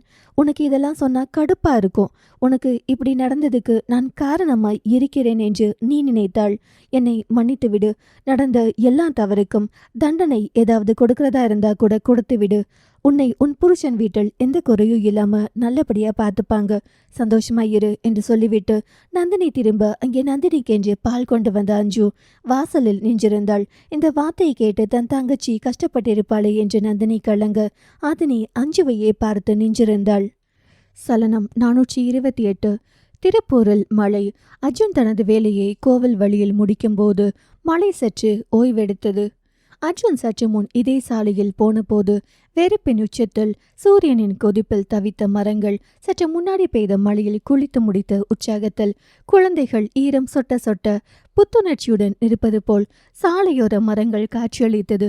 ஏனோ காற்று ஈர மரங்களை உலர்வதற்கு என்று வீசியது போல் சாலையோர மரங்கள் தலை துவட்டியபடி, ஆனால் ஈரத்தை சுமந்து கொண்டு கண்ணுக்கு குளிர்ச்சி தர காரின் ஜன்னலை திறந்து கொண்டே அர்ஜுன் அந்த ஈரக்காற்றை ரசித்தான். பயணம் செய்வோருக்கு இளையராஜா இல்லையேல் பயணங்கள் சலிப்போட்டும் வெறுத்துவிடும். ஏனோ இசைதேவன் இருக்க தனிமைகள் கூட இனிமையாக. அந்த நேரத்தில் மானசீகமாய் அவருக்கு ஒரு நன்றியை பறைசாற்றிவிட்டு பாடலை ஒளிபரப்ப, சித்திரமே செந்தேன் மழையே என்று அந்த வரிகளுக்கு குரல் கொடுத்து கொண்டே வண்டியை ஓட்ட, பூஞ்சோலையே பொன்னானதோ இரு பொன்வண்டுகள் கண்ணானதோ என்ற வரிகள் வர, என அவனுக்கு மகள் கண்களுக்குள் வந்தாள். அர்ஜுன் மனமோ, டே அர்ஜுன், ஆல்ரெடி அம்மனி திமிரு பிடிச்சது. நம்ம பின்னால போனாலே கண்டுக்க மாட்டா. நீ ஏன் அவளை இப்போ நினைக்கிற? ஏன் இப்போ உன் கண்ணா அவளை தேடுது? ஏன் பேசணும் போல இருக்கு என்று கேட்க, முதலில் ஒரு நொடி தயங்கும் வேளையிலே கைகள் தானாக செல்போனை எடுத்தது. மனசு வேண்டாம் என்றால் மூளை கேட்க மாட்டேங்குது, மூளை வேண்டாம் என்றால் மனசு கேட்க மாட்டேங்குது. என்னோட கண்ட்ரோலை அத்துமீறுதே என்று நினைக்கும் அந்த நொடியே அவன் கைகள் மகளினியின் எண்ணுக்கு அழைத்து விட்டது. இந்த நேரத்தில் யாராக இருக்கும் என்று மகள் போன் பார்க்க அர்ஜுன் அழைப்பை ஏற்று, சொல்லுங்க, எங்க இருக்க? ஆஃபீஸ். எதுக்கு கூப்பிட்டீங்க? அதான, எதுக்கு கூப்பிட்டேன் என்று நினைத்தவன் அவள் முன்னாடியெல்லாம் பல்பு வாங்கிவிடக் கூடாது என்பதால், ஏன் புருஷன் பொண்டாட்டிக்கு கூப்பிடுறதுக்கு ரீசன் வேணுமா என்ன? இப்ப என்ன பேசணும் உங்களுக்கு? எனக்கு ஒர்க் இருக்கு. ஒர்க் எல்லா நாளும் எல்லாருக்கும் இருக்கும். நான் ஒன்னும் வெட்டி பையன் இல்லையே. இருந்தாலும் பொண்டாட்டி என்ன பண்றான்னு கவனிக்கணும் என்பதற்காக கூப்பிடுறேனே. சரி சொல்லுங்க, எனக்கு கொஞ்சம் டவுட் கேட்கணும். எதை பற்றி? இந்த லவ் பற்றி நீ என்ன நினைக்கிற? அவளோ கொஞ்சம் வலியோடு வேணுமென்று நக்கலாய் கேட்கிறாரோ என்று நினைக்கும் போதே அவன் குரலில் அந்த மாதிரி வார்த்தைகள் இல்லை என்பதால் உயிரோடு ஒரு ஆளை கொள்ளும் ஆற்றல் பெற்றது. இதுதான் நான் அறிந்த லவ். அர்ஜுன் சற்று அமைதியாக, சாக கடந்தவனை பிழைக்க வைக்கும் ஆற்றல் காதலுக்குண்டு. அந்த லவ் பற்றி உனக்கு தெரியாதா? இப்ப இதை சொல்லதான் கூப்பிட்டீங்களா? ஒரு 9வது படிக்கிற வெடல பையன் தான் உண்டு தன் வேலையுண்டு என்று இருந்தவனிடம் நான் தான் இந்த லவ் யூ சொல்லி கொடுத்தேன்னு ஒரு பொண்ணு வந்து நின்னா. அதுவரை காதல் என்ற வார்த்தைக்கு அர்த்தமே தெரியாதவன் டிக்ஷனரி எல்லாம் தேடி தேடி அந்த வார்த்தைக்கு அர்த்தம் கண்டு கொண்டான். உண்மையை சொல்லணும் என்றால் அவள் அவ்வளோ அழகு. யூனிஃபார்ம் பிடிக்காது எனக்கு அவள் போட்டிருந்த விதம் பார்த்து ரொம்ப பிடிச்சிச்சு. அன்னைக்கு என் மனசை எதுவோ தட்ட, என்ன என்று நான் பார்க்க அழகாய் ஒரு அம்பு விட்டு என் முன்னாடி அமர்ந்தது காதல். ஹே, யார் நீ என்று கேட்டேன். நானா? நான் மகளினியின் மனம் என்றது. நான் யாரை கேட்டு இப்ப பேசுற என்றேன். அதுவா, நான் உனக்குள் வந்து பல மணி நேரம் ஆச்சு என்றது. யாரை கேட்டு உள்ள வந்த என்றேன் நான் அதனோடு தர்க்கம் செய்ய. என் கைகள் நீ எழுதிய ஐ லவ் யூ வார்த்தையை எடுத்து வாசிக்க ஆரம்பிக்க மனம் தடுமாற, அப்போது நான் யாரும் கேட்காமல் வருவேன். அதனால்தான் என் பெயர் காதல். அது உனக்குள் வந்து ரொம்ப நேரம் ஆச்சுன்னு சொல்லிச்சு. உங்களுக்கு பேச சொல்லியா கொடுக்கணும்? உங்களால என்னிடம் பேச எல்லாம் ஈஸியா இருக்கு. என்னால இயல்பா உங்ககிட்ட மட்டும் இல்ல, யாரிடமும் பேச முடியல. இப்ப எனக்கு ஒர்க் இருக்கு. ஹோ, அப்போ அப்புறமேல் கொஞ்சம் சாவகாசமா பேசுவியா? இன்னைக்கு நைட்டு தூங்க விடாம பண்ணிடுவேனோ என்ற பயத்தில் நான் இப்பவே பேசிடுறேன். என்ன பேசணும்? காதல் என்பது 2 பக்கம் தட்ட வேண்டிய ஒரு ஓசை மாதிரி. நானே தட்டிட்டு இருந்தா சத்தம் வராது, நீயும் தட்டணும். தட்டிட்டா போச்சு. ஆனா எனக்கு இப்போ தட்டுறதுக்கு நேரம் இல்ல. நான் பேசியே ஆகணும் மகள். சரி பேசுங்க. அவனோ சரி சொல்லு. இந்த காதல் பற்றி பலருக்கு பல கருத்து. நீ ஒரு பிசினஸ் விமன். நீ கொஞ்சம் சொல்லு. இந்த காதல் என்றால் என்னவெல்லாம் செய்யும் என்று. நான் தான் ஏற்கனவே சொல்லிட்டேனே. நீ சொன்னது தப்பு. இந்த உலகம் இயங்கவே காதல் அவசியம். காதல் இனம் மொழி நிறம் எதுவும் அற்றது. காதலுக்கு கண்கள் இல்லை. இப்படி எல்லோரும் சொல்லியிருக்காங்க. அவளோ காதல் அது எனக்கு பிடிக்கும். ஆனால் அதை பிடித்து நம்மோடு என்று வைக்க முடியாது. இதுதான் நான் அறிந்தது. அப்போது தேவ் மகள் இப்போ மீட்டிங் இருக்கு, சீக்கிரம் ப்ரிப்பேர் ஆகு. அர்ஜுன் லைனில் இருக்க மகள் ஏங்க எனக்கு கொஞ்ச நேரத்தில் மீட்டிங் இருக்கு. இப்போ நீங்க பப்பி லவ் பத்தி பேசிட்டு இருக்கீங்க. நானே அந்த டென்ஷனில் என்ன பண்றதுன்னு தெரியாம முழிச்சிட்டு இருக்கேன். கால் உனக்கு பண்ணினதும் உன் குரலில் ஒரு பதட்டம் தெரிஞ்சிருச்சு. அதனால தான் நான் இவ்வளோ நேரம் பேசினேன். இப்போ நீ ரிலாக்ஸா இருப்பேன்னு நினைக்கிறேன் என்று அர்ஜுன். சரி நீ போ என்று அழைப்பை துண்டித்தான். அர்ஜுன் அழைப்பை துண்டித்ததும் கார் கண்ணாடியில் ஒட்டி கொண்டிருந்த மழை துளிகள் அங்கே மெதுவாக சொட்ட ஆரம்பித்தன. காதல் பற்றி பேசும்போது அவள் குரலில் இருந்த அந்த நொடி தடுமாற்றம், சொல்ல முடியாத அமைதியெல்லாம் அவன் மனதில் ஒரு சின்ன வருத்தத்தை உண்டு பண்ணியது.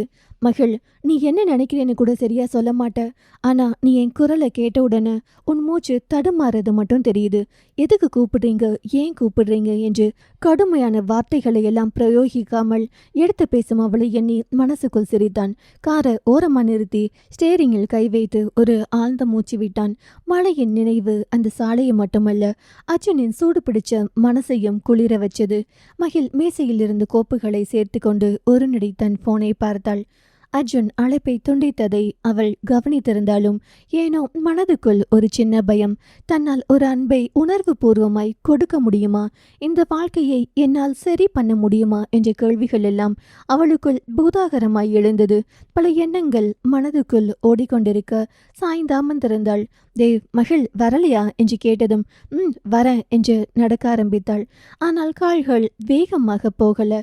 அவள் மனசு இன்னும் ஒரு நொடி முன் பேசிய அந்த வார்த்தைகளில் தங்கியிருந்தது. சாக கிடந்தவனை பிழைக்கவும் மேய்க்கும் ஆற்றல் காதலுக்குண்டு என்று அவன் சொன்னது. அவர் ஏன் இப்படி என்னிடம் பேசுகிறார்? இந்த நேரத்துல என்னை ஏன் கிளறுறார்? தினமும் பேச வேண்டிய சூழ்நிலை வந்துவிடுமோ? ஏனோ காதல் என்றதும் தன் மாமனின் மெல்லிய நினைவுகள் எல்லாம் ஒரு முறை கண் முன்னாடி வந்து போனது. அவள் தன்னுடன் பேசி கொண்டிருந்தாள். இதெல்லாம் சரியா? இது ஏன் எனக்கு இப்படி தோணுது என்று மீட்டிங் ஹாலுக்குள் அவள் நாற்காலியில் உட்கார்ந்த உடனே பிரியா அவளை தான் தயார் பண்ணிய மீட்டிங் கோப்புகளை தந்து, மகள் ரீட் பண்ணிக்கோ, உன் மனசு அங்கங்க பறக்க விடாத. என்னாச்சு? மகிழ் முகம் சற்று குழம்பியது. என்னமோ தோணுது, அதை நானே சரி பண்ணிக்கிறேன்டி. அருகில் இருந்த தேவ் அவளையே பார்த்தான். அவன் பார்வையோ அர்ஜுன் தானே என்று கேட்பது போல இருந்தது. பேச்சு பேச்சாக இருந்தாலும் வேலை என்று வந்துவிட்டாள். அவள் அவ்வளவுதான், சுற்றத்தை மறந்து விடுவாள். ஒரு நிமிடத்தில் மீட்டிங் ஆனது எல்லாம் வாசித்துவிட்டு அதற்கு தயாராகி அமர்ந்து விட்டாள். அர்ஜுன் கார் மீண்டும் மெதுவாக ஓட ரோடு ஒரு பக்கமும் மழை தண்ணீர் வாசம் பரவி இருந்தது. இளையராஜாவின் மற்றொரு பாடல் ஆரம்பித்தது. புத்தம் புது மலரே என் ஆசை சொல்லவா. பாடல் கேட்ட அர்ஜுன் மனம் தன் குரலில் கண்டதும் பதட்டமான மகள் நினைவே. ஏன் அவள் இன்னும் இப்படி? ஏன் என்கிட்ட பேசும்போது ஒவ்வொரு வார்த்தையும் மூச்சு திணறுற மாதிரி இருக்கா? அவன் காதுகளில் அவள் பேசிய வார்த்தைகள் மீண்டும் மீண்டும் ஒலித்தது. காதல் அதை பிடிக்கும், ஆனால் அதை எப்போதும் பிடித்து வைக்க முடியாது. பிடிக்க முடியலன்னு யார் சொன்னது மகள்? நீ முயற்சி பண்ணல, அதுதான். அவன் அவனாக சொல்லி கொண்டான். அர்ஜுன் கார் மகள் அலுவலகம் முன் நின்றது. அவன் இன்ஜினை ஆஃப் பண்ணி போன் எடுக்கவும் இல்லை, வைக்கவும் இல்லை. ஏதோ ஒரு குழப்பம். இன்னும் அவள் தன் பக்கமே வரவில்லை. நாமே நீங்க வந்திருக்கிறோம் என்ற கேள்வி அவனுக்குள். அந்த நேரம் ஆடவன் மகளுக்கு குறுஞ்செய்தி ஒன்றை அனுப்பிவிட்டு நின்றான். மகள் மீட்டிங்கில் கவனம் பதித்து கொண்டிருக்கும் பொழுது போன் மெசேஜ் டிங் என்று வர மீட்டிங் ஒரு பக்கம் நடந்து கொண்டிருந்தாலும் போனை திருப்பி பார்த்தாள். அர்ஜுன், உனக்கு மீட்டிங் முடிஞ்சப்புறம் ஒரு 10 நிமிஷம் பேசணும், முக்கியமான விஷயம், வர முடியுமா? பெண் அவள் அந்த மெசேஜை பார்த்து ஒரு நொடி மூச்சை இழுத்தாள். இதுவெல்லாம் வேண்டாம் என பெண் மனம் சொன்னாலும் முக்கியமான விஷயம் என்ற வார்த்தை அவளை யோசிக்க வைத்தது. சில நிமிடங்கள் கழித்து பதில் அனுப்பினாள், வரேன் என்று. அர்ஜுன் மெசேஜை பார்த்ததும் சிரித்தான். அது காதல் சிரிப்பு இல்லை, அவள் மனசை அவளின் போக்கிலேயே போய்தான் சரி பண்ணணும் என்று. மனமோ அவள் காதல் உனக்கு கிடைக்குமா இனிமேலாவது? அவன், அட நீ வேற, சும்மா கெட, அவளுக்கு முதலில் என் மேல ஒரு நம்பிக்கை வரணும் என்று தன் மனதை திட்டிக் கொண்டே சற்று திரும்பி கண்ணாடியில் தன் முகத்தை பார்த்தான். மை டியர் பொண்டாட்டி, எனக்கு என்ன குறை? பார்க்க நல்லாவே இருக்கேன். ஆனா உனக்கு அதை பார்த்து லவ் வரல. ஆனாலும் எதில் தொடங்குது இந்த ஓட்டம்? நான் மட்டும் இல்லடி, இனி என்னோட நீயும் ஓடுற என்று தனக்குள் சொல்லிக் கொண்டான். ஆபீஸ் மீட்டிங் முடிந்த பிறகு மகிழ் பேனா, கோப்புகள், லேப்டாப் எல்லாம் பையில் போட்டு முடித்த போதும் மனம் மட்டும் ஏனோ சரியாகவில்லை. தேவ், மகிழ், நீ ஓகே தானே? ஓகே தான். இன்னைக்கு உன்னோட மூடு இங்கே இல்லை. அதுக்கு காரணம் அர்ஜுன் தானே? அவள் அந்த வார்த்தைக்கு ஆமாம் என்று சொல்லவும் இல்லை, இல்லை என்று சொல்லவும் இல்லை. மெல்ல கொஞ்சம் நடக்காதது போல் சிரிக்க முயற்சித்து, அதெல்லாம் எதுவும் இல்லை. உன்னை குழந்தையிலிருந்து பார்த்தவன்னா என்கிட்ட நீ மறைக்கிறது நல்லதில்ல. பிரியாவும் தேவும் அவளின் கையை பிடித்து இரண்டு புறம் நெருக்க அவள் கண் கலங்கி, என்கிட்ட அர்ஜுன் கொஞ்சம் நெருங்கி பழகிறதுக்கு ட்ரை பண்றாரு. ஆனால் என்னையே நினைச்சு எனக்கு பயமா இருக்கு. பிரியா அவளின் கைப்பிடித்து, நீ கல்யாணத்தை அக்செப்ட் பண்ணிட்ட, அதுக்கப்புறம் பழகிறது தானே முறை. நான் தீரன் மாமாவை என் மனசுக்குள்ள வச்சுக்கிட்டு அர்ஜுன் கிட்ட இயல்பா என்னால இருக்க முடியலடி என்றதும் அவளின் கண்கள் கலங்கியது. பிரியாவும் தேவும், அப்போ அர்ஜுனை வேணாம்னு சொல்லிடு, கையோடு இந்த தாலியை கலட்டி கொடுத்துடு. ஏனோ அந்த வார்த்தையை கேட்டதும் அவள் மனமோ, நோனோ, நான் அர்ஜுன் ஒய்ஃப் தான் என்று சொல்லிக்கொண்டே கிளம்பி விட்டாள். கீழே வர வாயில் கேட் முன் அர்ஜுனின் கார். அங்கே அர்ஜுன் கார் மீது சாய்ந்து நின்று செல்போனை நோண்டிக் கொண்டிருந்தான். வெள்ளை ஷர்ட், சாம்பல் நிற பேண்ட், இதழ்களில் சின்ன ஸ்மைல். என்கிட்ட ஏதோ சொல்லணும்னு தோணுது போல அவருக்கு என்று புரிந்தவள் அவன் அருகே வந்து, பேசணும்னு சொன்னீங்க அர்ஜுன். 10 நிமிஷம் சொன்ன, ஆனா 2 நிமிஷத்துலேயே வந்துட்ட. சரி வாங்க போலாம் என் காரில். ஏன் மகாராணி, என் காரில் எல்லாம் ஏற மாட்டீங்களா? சும்மா பேசணும் தானே சொன்னீங்க, அதுக்கு எதுக்கு காரில் எல்லாம்? நான் என்ன ரேப்பா பண்ண போறேமா இவ்ளோ சீன் போடுற? அவள் முறைக்க அர்ஜுன் தன் காரின் கதவை திறந்து, உள்ள போங்க, கொஞ்சம் பேசணும். பேசுறதுக்கு காரில் போய் தான் பேசணுமா? இங்கே மீட்டிங் ஹால் இருக்கு, எனக்குன்னு பிரைவசி ரூம் இருக்கு, அங்க போய் கூட பேசலாமே. மகள், நம்ம இருவருக்கும் எப்போ பேசினாலும் நமக்கான டைம் ரொம்ப கம்மி தான். ஆஃபீஸில் உட்காந்துட்டு பேசினா நீயும் மீட்டிங் முடிஞ்ச கடுப்பில் மூளை உன் அலுவலக வேலையை மட்டுமே ஞாபகப்படுத்தும். அதனால டிராவலிங் பண்ணிட்டே பேசலாம். அவள் மனம் யோசிக்க, ஆனால் கால்கள் அவன் மேல் இருந்த நம்பிக்கையில் வாகனத்திற்குள் ஏறியது. கார் அவினாசி சாலையில் ஓட ஆரம்பித்தது. இரு பக்கமும் மழை நனைத்த மரங்கள், கண்ணாடியின் துளிகள் இன்னும் சொட்டிக்கொண்டே ஒரு ரம்யமான மாலையை தந்தது. அர்ஜுன் சற்று மெதுவாக, மகள், நீ இப்போ சீரியஸா பதில் சொல்லணும். அவள் ஒரு மூச்சு விட்டாள். சொல்லுங்க, உனக்கு உண்மையிலேயே என்கிட்ட எந்த ஃபீலிங்கும் இல்லையா? மகள் கண் மூடினாள். இதுதான் அவளை நடுங்க வைக்கும் கேள்வி, பயப்படுத்தும் கேள்வி. அவளோ, அர்ஜுன் ப்ளீஸ் இதெல்லாம் பேசாதீங்க, நம்ம இருவரும் க்ரோனப் ஆகலாம் சேர்ந்தே. ஆனால் ஃபீலிங்ஸை வச்சு நான் குழம்ப மாட்டேன். வேலை, வாழ்க்கை, இது எல்லாமே எனக்கு முக்கியம். அர்ஜுன் சிரித்தான், வழி கலந்த சிரிப்பு. நீ பேசுறதை கேட்கதான் நான் க்ரோனப் ஆகணும் போல இருக்கு. மகள் அமைதியானாள். அர்ஜுன் தொடர்ந்தான், நீ சொன்ன லைஃப் தான் முக்கியம், வேலை தான் முக்கியம், எல்லாம் சரி. ஆனா உன் குரல் எதை நினைச்சு பேச தயங்குது? எது சொல்ல தடுக்கிறது மட்டும் சொல்ல மாட்டேங்கிறியே. மகள் வேகமாக கை உயர்த்தினாள். அதுக்கு காரணம் வேற. நான் இதை பற்றி பேசி அன்கம்ஃபர்டபுளாக விரும்பல. அவன் மெதுவாக அவள் பேசுவதை நிறுத்தினான். மகள், நான் உன் குரலை 9th ஸ்டாண்டர்ட்லேயே கேட்டவன். அந்த குரல் தடுமாறும் போது உன் மனசு சொல்றத நான் கேட்க முடியும். மகள் அவன் பார்வை தவிர்த்து குரலை தடுக்க முடியாமல் ஜன்னல் வழியே பார்த்தாள். வாழ்க்கையில எல்லாருக்கும் ஒரு பயம் இருக்கும். உனக்கு காதல் என்றால் பயம், அதனால நீ ஓடியா மகள்? அந்த வார்த்தை அவள் உள்ளத்தையே குத்தியது. நான் காதல்ல இருந்து ஓடுறதில்ல, அப்படி சொல்லாதீங்க. அப்ப என்ன, என் மேல எந்த ஃபீலிங்கும் இல்லைன்னு கேட்டதுக்கு நீ இவ்வளவு வருத்தப்பட்டு கவலைப்படுற? மகள் அவனை நோக்கி மெதுவாக, காதல் எனக்கு வலிதான் அர்ஜுன், நான் அனுபவிச்சது வலி, அதனால எனக்கு காதல் உங்க மேல வராது. கார் மெதுவாக ஒரு ஓரத்தில் நின்றது. அர்ஜுன் அவளை நேராகவே பார்த்தான். நீ அனுபவிச்ச வலி யாரோ கொடுத்தது, அதை நான் சரி செய்வேன்னு ஏன் நம்ப மாட்டேங்கிற? மகள் கண்களில் நீர் மிளிர்ந்தது. ஆனால் அதை துடைத்து கொண்டாள். அவள் அவ்வளோ ஈஸியா யாரையும் உள்ள விடாத மனம், நம்பிக்கையெல்லாம் எதிலும் இல்லை. அர்ஜுன் சிரித்தான். பரவாயில்ல மகள், நீ நம்புற வரைக்கும் நான் இப்படி வந்து பேசுறேன். நீயே ஓடுற வரைக்கும் நான் உன்னை விட மாட்டேன். அவள் ஓர் நொடி அவனை பார்த்தாள். அவளின் கண்களில் காதல் இல்லை, ஆனால் அவனோடு மேற்கொள்ளும் பயணத்திற்கு தயாரானாள். அவள் தன்னோடு வருவாள் என்ற நம்பிக்கையை அவனுக்கு தற்பொழுது போதுமானதாக இருந்தது. அர்ஜுன், இப்ப போலாமா? அவள் குரல் மெதுவாக உடைந்தது. சாரி, என்னோட மனநிலை இப்போது சரியில்லாததால் உங்களை கஷ்டப்படுத்துறேன்னு நினைக்கிறேன்.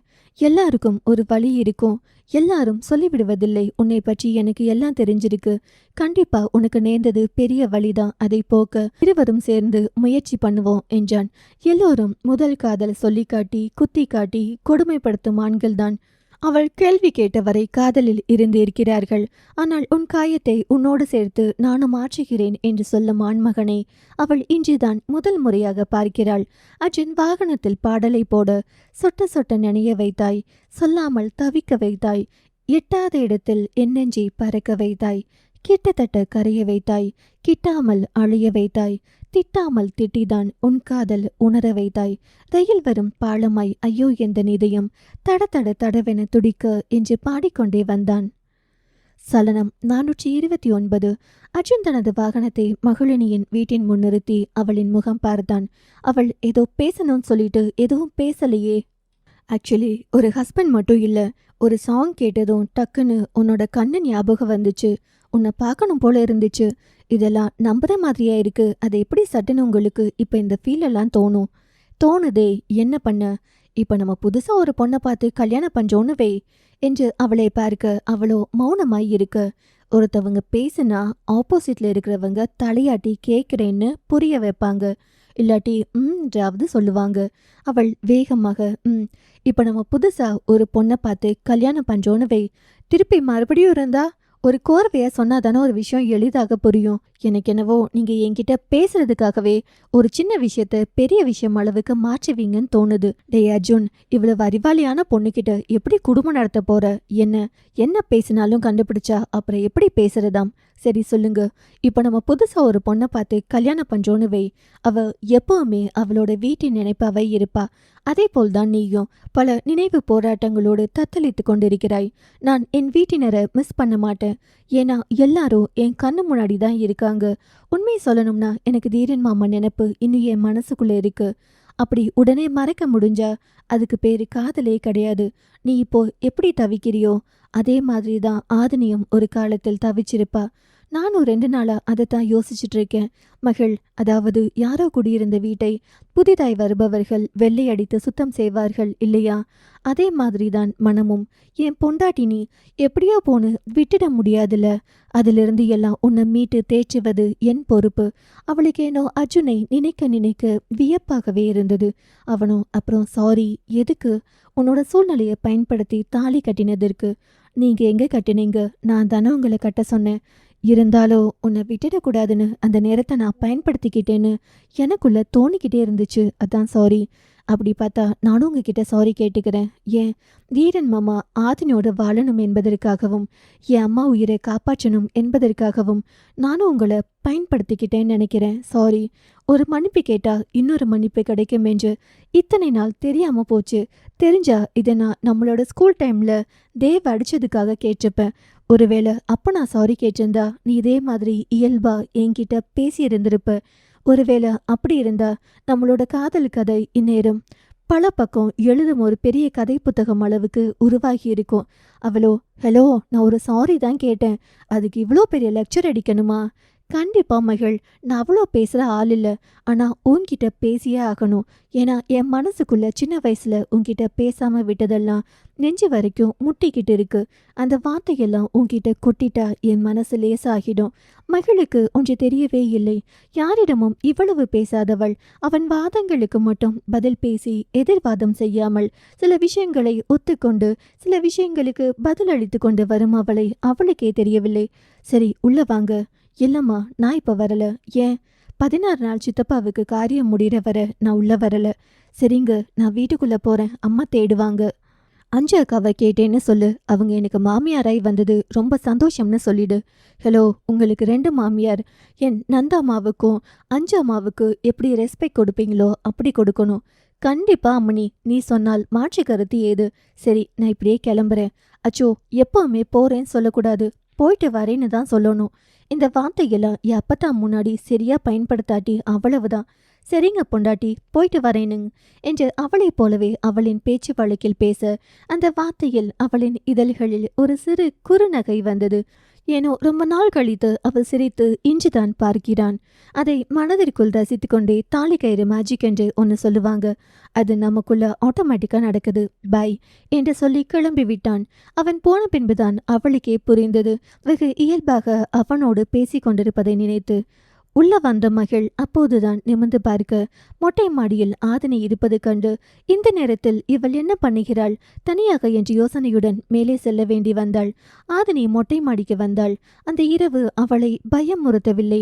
அப்போதுதான் மகள் அர்ஜுனுடன் வந்து இறங்கி பேசிவிட்டு போவதை கண்டு உள்ளுக்குள் பல கேள்விகள் தன்னைத்தானே கேட்டுக்கொண்டாள். அப்போதுதான் மகள் வந்ததை பார்த்து நந்தினி பின்தொடர அவளை தொடர்ந்த அஞ்சு, ஏன் அக்கா மகள் பின்னாடியே போறாங்க என்றபடி அவளும் வந்தாள். ஆதினி தன் தொண்டை வலிக்கும் வரை கத்தினாள். ஹலோ யூனிவர்ஸ், எதிர்காலம் தனக்கு மட்டும் சூன்யமாய் போனதன் நோக்கம் என்ன? இனிமை நிறைந்த என் பள்ளிக்கால வாழ்க்கை கடந்த காலமாய் பறந்து போய்விட்டது.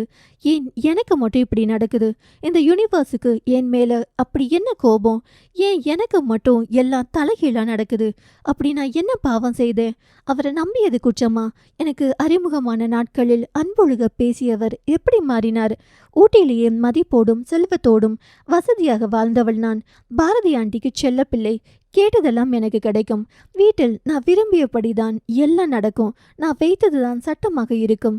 எந்த நேரத்தில் எது நடக்குமோ என்று சொல்ல முடியாத நிம்மதியற்ற அபாயகரமான என் பிரச்சனைகளும் என் வாழ்வில் நடந்து முடிந்துவிட்டது. இனி என்ன செய்ய காத்திருக்கிறாய் என்று வானத்தை பார்த்து அவள் திட்டிக் கொண்டிருந்தாள். இதயத்திற்கு நோய் கொடுத்த உனக்கு ஏன் அந்த இதயத்தை நிறுத்த தெரியவில்லை? நீ கொடுத்த வழிகள் எல்லாம் தாங்கி தாங்கி அந்த இதயம் இப்ப ரொம்ப ஸ்ட்ராங் ஆயிடுச்சு. இனி என்ன புதுசா கொடுக்க போற என்று திட்டிக் கொண்டிருந்தாள். அங்கே வந்த மகள் ஆதினி என்றதும் ஏனோ யாரின் முன்னாடியும் அழக்கூடாது என்று நினைத்து கண்களை துடைத்து திரும்பிய ஆதினி, இங்கே எதுக்கு மகள் வந்த? மகள் அவளை அப்படியே அணைத்து கொண்டு, ரொம்ப சாரி. சாரியா? எதுக்கு? உன்னோட வழி எனக்கு இப்பதான் புரியுது. நிஜமா முன்னாடியெல்லாம் உன் முகம் பார்க்கும் போதெல்லாம் கில்ட் இருக்கும். அப்போ தீரன் மாமா என்கிட்ட தப்பா நடந்துக்கிட்டார் என்பதால். ஐயோ, இதை சொன்னால் இவளுக்கு வலிக்குமே, ஐயோ அதை சொன்னால் இவளுக்கு வலிக்குமே என்று எதுவும் சொல்லாமல் பயந்து பயந்து அவரிடமிருந்தும் விலகி கொண்டிருந்தேன். ஒரு காலத்தில் இனிமேல் அவரோடு உன் வாழ்க்கை இல்லை என்று முடிவான பிறகுதான் நான் அவர்கிட்ட நெருங்கவே ஆரம்பிச்சேன். ஒருத்தவங்க கூட வாழ்றோமோ இல்லையோ அவங்கள பிரிவதே வழி என்பதை எனக்கு காலம்தான் உணர்த்தி இருக்கு. என்ன மன்னிச்சிடு நீ என்று மகள் கட்டி கொண்டாள் ஆதினி. இதை கேட்க உனக்கு ஏன் இத்தனை நாளாச்சு? அப்பையெல்லாம் இது தப்புன்னு எனக்கு தெரியாது. ஏனோ நீ அவர் வாழ்க்கையில் இல்லை என்று முடிவான பிறகுதான் முடிவே எடுத்தேன். ஐயோ மகள், நான் இதை எப்படி சொல்றதுன்னு தெரியல. இந்த உலகத்தில் நான் ரொம்ப நாள் கழிச்சு ரொம்ப நேசித்த 2 பேர், ஒன்று தீரன் மாமா, இன்னொன்னு நீ. ஆதினி, அவர் வேற யாரையும் விரும்பி இருந்தால் எனக்கு இவ்வளோ பெருசா வலிச்சிருக்காது போல. உன்னை என்னும் போது வலித்தது. அதை விட என் தங்கை என் கண் முன்னாடி அப்படி இருக்கும்போது எனக்கு எப்படி வலிக்கும்? நான் நேசிச்ச 2 பேரும் எனக்கு எதிராக செயல்பட்ட அப்போது இந்த வேதனையை நான் எப்படி ஆற்றிக்கொள்வது? இப்ப நான் சொல்றேன், நான் அவரை தேடி போல. அவரின் செயல்கள் தான் என்னை அவரிடம் நெருங்க வச்சது. ஆனால் இனி அவரை தேடி போக மாட்டேன். உன்னை அழ வச்சுட்டேன். என்னை மன்னிச்சிடு. ஆதினி கண்களை துடைத்து, எனக்கு இப்ப காய்ச்சல் பறக்கணும் போல இருக்கு. இந்த சாரியை மட்டும் நீ முன்னாடியே கேட்டிருந்தா இந்நேரம் உன் வாழ்க்கையில் நல்லது நடந்திருக்குமோ என்னவோ. மகளினி மிகவும் தெளிவாக, இனி பழச பற்றி பேச வேண்டாம். உனக்கு தான் தீரன் மாமா. மீண்டும் ஒரு முறை சாரி கேட்டுவிட்டு கீழே வர நந்தினி அவளை பார்த்தபடி நின்றிருந்தாள். சாரி கேட்டது மனசு லேசானது போல் இருந்ததால் மகள் மனதில் இதுவரை அழுத்தியிருந்த பாரம் குறைந்தது. ஆதினி, நான் கொஞ்சம் நல்லாவே இப்போ இருக்கேன். கொஞ்ச நேரம் மேலே இருந்துட்டு வரேன். மகள் கீழே வந்தாள். அவர்கள் இருவரும் நெருங்கியிருந்த காட்சி கண்டு நந்தினி கண்ணீரோடு நிற்க மகள் ஓடி வந்து நந்தினியை கட்டிக்கொண்டு, ஆதினி மகளினியை பற்றி சற்று முன்பு தப்பா கோபமாக சொல்லும் போது அதை கேட்ட மனது வலித்தாலும் சிறு பிள்ளைகள் எப்போதும் சேர்ந்து விடுவார்கள். அவர்கள் சண்டையில் மூக்கை நுழைக்காமல் இருப்பது நல்லது என்பது புரிந்தது. சலனம் 430. மகள் நந்தினியை கட்டிக்கொண்டு நின்ற அந்த சில வினாடிகள் நந்தினி மனம் முழுக்க ஒரு நிம்மதியான நிலை. நெஞ்சை அழுத்திய சுமை இறங்கி ஒரு ஆழ்ந்த மூச்சை இழுத்து விட்ட பின் உடல் சீரானது போல இருந்தது. மன்னிப்பு கேட்ட பின் மகளினியின் மனதிலும் ஒரு வலி களைந்த உணர்வு, ஒரு சுமை இறங்கி புது நிம்மதி கிடைத்த உணர்வு, இனி வாழ்க்கை மாறப்போகுது என்ற ஒரு நம்பிக்கை அவளிடம் ஒரு புது தொடக்கம் தரும் அமைதி. அதை சொல்ல தெரியவில்லை அவளுக்கு. ஆனால் தூரமாய் நின்ற அஞ்சுவுக்குள் மனம் அமைதியில்லை. ஒரு சின்ன அதிர்வு அவளுக்குள் இருந்தது. இந்த மன்னிப்பு மட்டும் போதாது, இது இவ்வளவு சீக்கிரம் முடிந்துவிடக்கூடிய விஷயமில்லையே, இதை சீர் செய்யணுமே என்று அவள் உள்ளுணர்வு சொன்னது. நந்தினிக்கும் இது ஆதினியின் தற்காலிக சந்தோஷமோ என்று நினைத்து கொண்டாள். வாய் திறக்கவில்லை. அவள் நிலையான மனநிலையில் இல்லை என்று எல்லோருக்கும் தெரியும். அவசரத்துல வாய்விட்டு அதற்கும் அவள் தவறாக புரிந்து கொள்வாள் என்று மெல்ல தலையை நீட்டி உள்ளே பார்க்க அவள் மீண்டும் வானத்தை பார்த்து கொண்டிருந்தாள். ஆதினியின் கண்களில் சாந்தமும் அடுத்த நொடியில் ஒரு குழப்பமும் மாறி மாறி வந்து போவதை நந்தினி உணர்ந்தாள். இது மன்னிச்சிட்டேனே என்று சந்தோஷத்தின் முகமில்லை. ஆனால் இதிலிருந்து வெளிவர நான் முயற்சி பண்றேன், ஆனா எனக்கு இன்னும் வலி இருக்கு என்ற முகம் ஆதினியுடையது. அதை நந்தினி உணர்ந்தாள். ஏனோ இது ஒரே ஒரு மன்னிப்பால் இன்றுடன் முடிவடைகிற விஷயமில்லை என்று மட்டும் பெற்றவளுக்கும் வளர்த்தவளுக்கும் புரிந்தது. மகள் நந்தினியை பார்க்க அவள் ஆதினியையே பார்த்து கொண்டிருந்தாள். மகள் நந்துமா, ஆதினி இனி நல்லா இருப்பா, அவளுக்கு என் மேல இருக்கிற கோபம் போயிடுச்சு என்று மெதுவாக சொல்ல, எந்த தப்பும் பண்ணாம நீ ஏன் சாரி கேட்ட? சரி தப்பு என்பதற்காக நான் சாரி கேட்கலங்கம்மா, என்னாலையும் அவ ஹர்ட் ஆகியிருக்கா, அதான். நந்தினி, ஒருவேளை முகிலன் அண்ணா அந்த இடத்தில் பெண்ணாக இருந்தால் நீ என்ன பண்ணியிருப்ப மகள்? முக்கியமாக உன் அண்ணனிடத்தில் இருக்கும் பெண் தீரனை விரும்பி இருந்தால் உன் முடிவு என்னவாக இருந்திருக்கும் மகள்? கொஞ்சம் சொல்லு. கண்டிப்பா நான் இதை பண்ணியிருக்க மாட்டேன். சின்ன வயசுல இருந்து ஒரே வீட்டில் வளர்ந்திருப்பதால் எங்க 2 பேத்துக்கும் எந்த ஒளிவு மறைவும் இருந்திருக்காது. ஏனென்றால் நாங்க எல்லாம் நல்லது கெட்டது எல்லாம் பேசி ஷேர் பண்ணிப்போம். ஒன்று, நான் தீரன் மாமாவை லவ் பண்ணியிருக்கவே மாட்டேன். அப்படி பண்ணியிருந்தா, ஒருவேளை முகிலன் அண்ணா பொண்ணா இருந்தா அவன் காதலை விட்டு கொடுத்து தீரன் மாமாவுக்கு என்னை கட்டி வச்சிருப்பான். அப்புறம் நீ ஏன் ஆதினி மனசை புரிஞ்சிக்கல? ஆதினியின் மனசுக்குள் என்ன இருக்குன்னு இப்போ வரைக்கும் எனக்கு சரியா தெரியாதுங்கம்மா. அவளுக்கு லவ் மாமா மேல் போயிடுச்சுன்னு நினச்சேன். இப்போ கூட அவளுக்கு மாமா மேலே லவ் இருக்கா இல்லையான்னு எனக்கு தெரியல. ஆனால் என்னுடைய பெரிய பிள்ளையே அவரை நேசிச்சது. நான் தீரன் மாமாவை தவிர்த்து இருந்திருக்கணும். அதை செய்யாதது தான் இப்போ உங்கள் எல்லாருக்கும் கஷ்டம். நானும் ஆதினியும் கூட பிரச்சனையை பேசி சரி பண்ணிக்குவோம். ஆனால் தீரன் மாமா மனசை யார் சரி பண்ணுவாங்கம்மா? நந்தினி அவள் மனதில் இருக்கும் வார்த்தைகளை கொட்டட்டும் என்று காத்திருந்தாள். மகள், இப்போ நான் நம்ம வீட்டில் இருக்கிற எல்லாருக்காகவும் ஒரு முடிவெடுத்துட்டு வாழ்க்கையை தொடங்க முன்னாடி சாரி கேட்டுட்டேன். ஆனால் அந்த மனுஷனின் வலியை குறைக்கத்தான் யார் இருக்கா? எனக்கு அதை நினச்சாதான் ரொம்ப கஷ்டமாக இருக்கு. அவரை நேசிச்சது தான் நான் செஞ்ச பெரிய தப்பு. நந்தினி, சரியோ தப்போ திருத்திக்கிற வயசு உங்க மூவருக்குமே உண்டு. அந்த வயசில் தான் இருக்கீங்க. இதுக்கு முன்னாடி அவன் தீரன் ரவீந்திரன், நீ மகளினி ஈஸ்வர். அதனால என்ன வேண்டுமென்றாலும் உங்களுக்குள் நடந்திருக்கலாம், பேசியிருக்கலாம், சிரித்திருக்கலாம். ஆனால் இதற்கு பின் நீ மகளினி அர்ஜுன், உன் அக்கா ஆதினி தீரன். இனிமேல் அவங்களின் வாழ்க்கையை வாழணும். அவங்கள பார்த்துப்பாங்க. என்னோட தப்பும் அவரின் லவ் அக்செப்ட் பண்ணினதில் இருக்கீங்களேம்மா. நான் இப்போ வரைக்கும் அவரிடம் ஒரு சாரி கூட கேட்கல. நந்தினி, பாப்பு மா, கல்யாணத்துக்கு அப்புறம் ஒரு ஆணின் மனதின் வலியை குறைக்க அவனின் தாய். மனைவியை தவிர்த்து வேற்று எந்த பெண்ணுக்கும் உரிமை இல்லை. எப்போ உன் கையால் தாலி எடுத்து கொடுத்துட்டியோ அப்பவே அவன் வேறொருத்திக்கு சொந்தமானவன். அந்த விஷயம் தேவையில்லாததும் கூட. உனக்கும் வலிக்கும் தான். அந்த வலியை, முக்கியமாக திருமணமான ஒரு பெண்ணின் மனவலியை குறைக்க முதலில் கணவனுக்கே முன்னுரிமை. அதற்கப்புறம் தான் யாராக இருந்தாலும். இந்த விஷயத்தில் நீ அம்மாவை ஃபாலோ பண்ணு, பிரச்சனையே வராது. மகள் கண்ணை மூடி தலையசைத்தாள். அதே நேரத்தில் நந்தினியின் கண்கள் மென்மையாகின. அவள் ஒரு அடி முன் வந்து மகளை கட்டிப்பிடித்தாள். மகள் கண் கலங்கியது. வலி இருக்கும் மகள். அவனுக்கு ஒன்றுனா உனக்கு வலிக்காம இருந்தா அங்க காதலை இருக்காது. நேசித்தவர்களுக்கு ஒன்றி என்றால் துடிப்பது மனித இயல்பு. அது இல்லைனா நம்ம மனிதர்களே கிடையாது. இந்த நிமிடத்திலிருந்து தீரன் என்று நினைத்தால் உன் கண்ணு முன்னாடி ஆதினி தான் வரணும். ஆனால் அடுத்தவ புருஷனின் வலியை குறைப்பது உன் வேலை இல்லை. தலையை ஆட்டியவள் அவளை கட்டிக்கொள்ள, நந்தினி, உனக்கு வலிக்கும் தான். உன்னை தேய்ச்சுவதற்கு நாங்க இத்தனை பேர் இருந்தாலும் தீரன் மனதை தேய்ச்ச அவனுக்கும் அப்பா தம்பி அப்பதா என்ற ஆள் இருக்காங்க. உங்க 2 பேரின் காய்திருக்கும் காலமாற்றம் சிறந்தது. இனி தீரன் உன்னோட வாழ்க்கையில் வரக்கூடாத சாப்டர். எங்கேயாவது அவனை பார்த்தா ஹாய் பை, நம்ம வீட்டுக்குள் பார்த்தால் சின்ன ஸ்மெல், அவ்வளவுதான். அவனுக்கும் உனக்குமான உறவு. அதை தாண்டி உனக்கு எந்த உரிமையோ இல்லை. தீரன் முகம் கண் முன்னாடி வரும்போது அர்ஜுனின் முகம் தான் உனக்கு நினைவு வரணும். அவன் மனதில் வலியை குறைக்க உனக்கு இனி அவசியமே இல்லை. அதே நேரத்தில் அவன் குழந்தையும் இல்லை.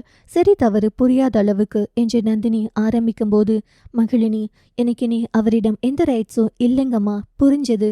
அவள் பேசவும் அந்த விஷயத்திற்கு நந்தினி இதழ்கள் புன்னகைத்தது. இதுதான் நந்தினி மகிழ் வாயால் கேட்க நினைத்தது. அதை அவளே சொல்லிவிட்டாள். பாப்பு, நீ ஆதினி கிட்ட இப்ப சாரி கேட்டது எவ்வளோ நல்ல விஷயம் தெரியுமா? இதுதான் உன்கிட்ட எனக்கு பிடிக்கும். என் வளர்ப்பு நீ. வயசு பிள்ளைகள் காதல் என்பது இப்போ எல்லோரின் வாழ்க்கையிலும் நடக்கும். வேலை தவிர திருமணமான பெண் ஒரு ஆணும் பெண்ணும் இன்னொரு திருமணமான ஆண் மற்றும் பெண்ணிடம் பேசும்போது அந்த உறவுக்கு பல பேருண்டு. என் அம்மா அப்பவே இப்படியெல்லாம் பேசினாங்க. கூடவே உனக்கு இறக்க குணம் ஜாஸ்தி. எங்கேயாச்சும் அவனுக்கு ஏதோ ஒன்று என்றால் நீ முதலில் போய் நின்று விடாத. நீ தேவதடா, இனி யாரின் முன்னாடியும் தலை குனியே கூடாது என்று அவளின் நெற்றியில் முத்தமிட்டாள். நான் இனி எந்த தப்பும் பண்ண மாட்டேம்மா. இதற்கு முன்னாடி பண்ணின தவறுக்கே பெரிய தண்டனை கிடைச்சிருச்சு எனக்கு. நந்தினி கண்ணில் நீர். திரும்பி ஆதினியை பார்த்தாள். அம்மா, அவ ஓகே தான், ஆனால் நீங்க ஓகே இல்லையா? ஃபேஸ் டல்லா இருக்கு. இப்போ ஆதினி நல்லா இருப்பா. ஆனா ஒரு நிமிஷத்துல அவளுக்கு நிம்மதியும் அடுத்த நிமிஷத்துல குழப்பமும் வருது மகள். அவள் வழியில் தள்ளாடுறா. அவள் சரியாவது ஒன்றும் அவ்வளவு சாதாரண விஷயம் இல்ல மகள். நான் புரிஞ்சுக்கிறேம்மா. என்னால இனி ஆதினி கண்ணில் ஒரு சொட்டு கண்ணீர் வராது. நந்தினி, இதனால் வரை அவங்களுக்காக இவங்களுக்காக என்று எல்லாருக்காகவும் யோசிச்சது போதும் மகள். இனிமேல் உனக்காக யோசி.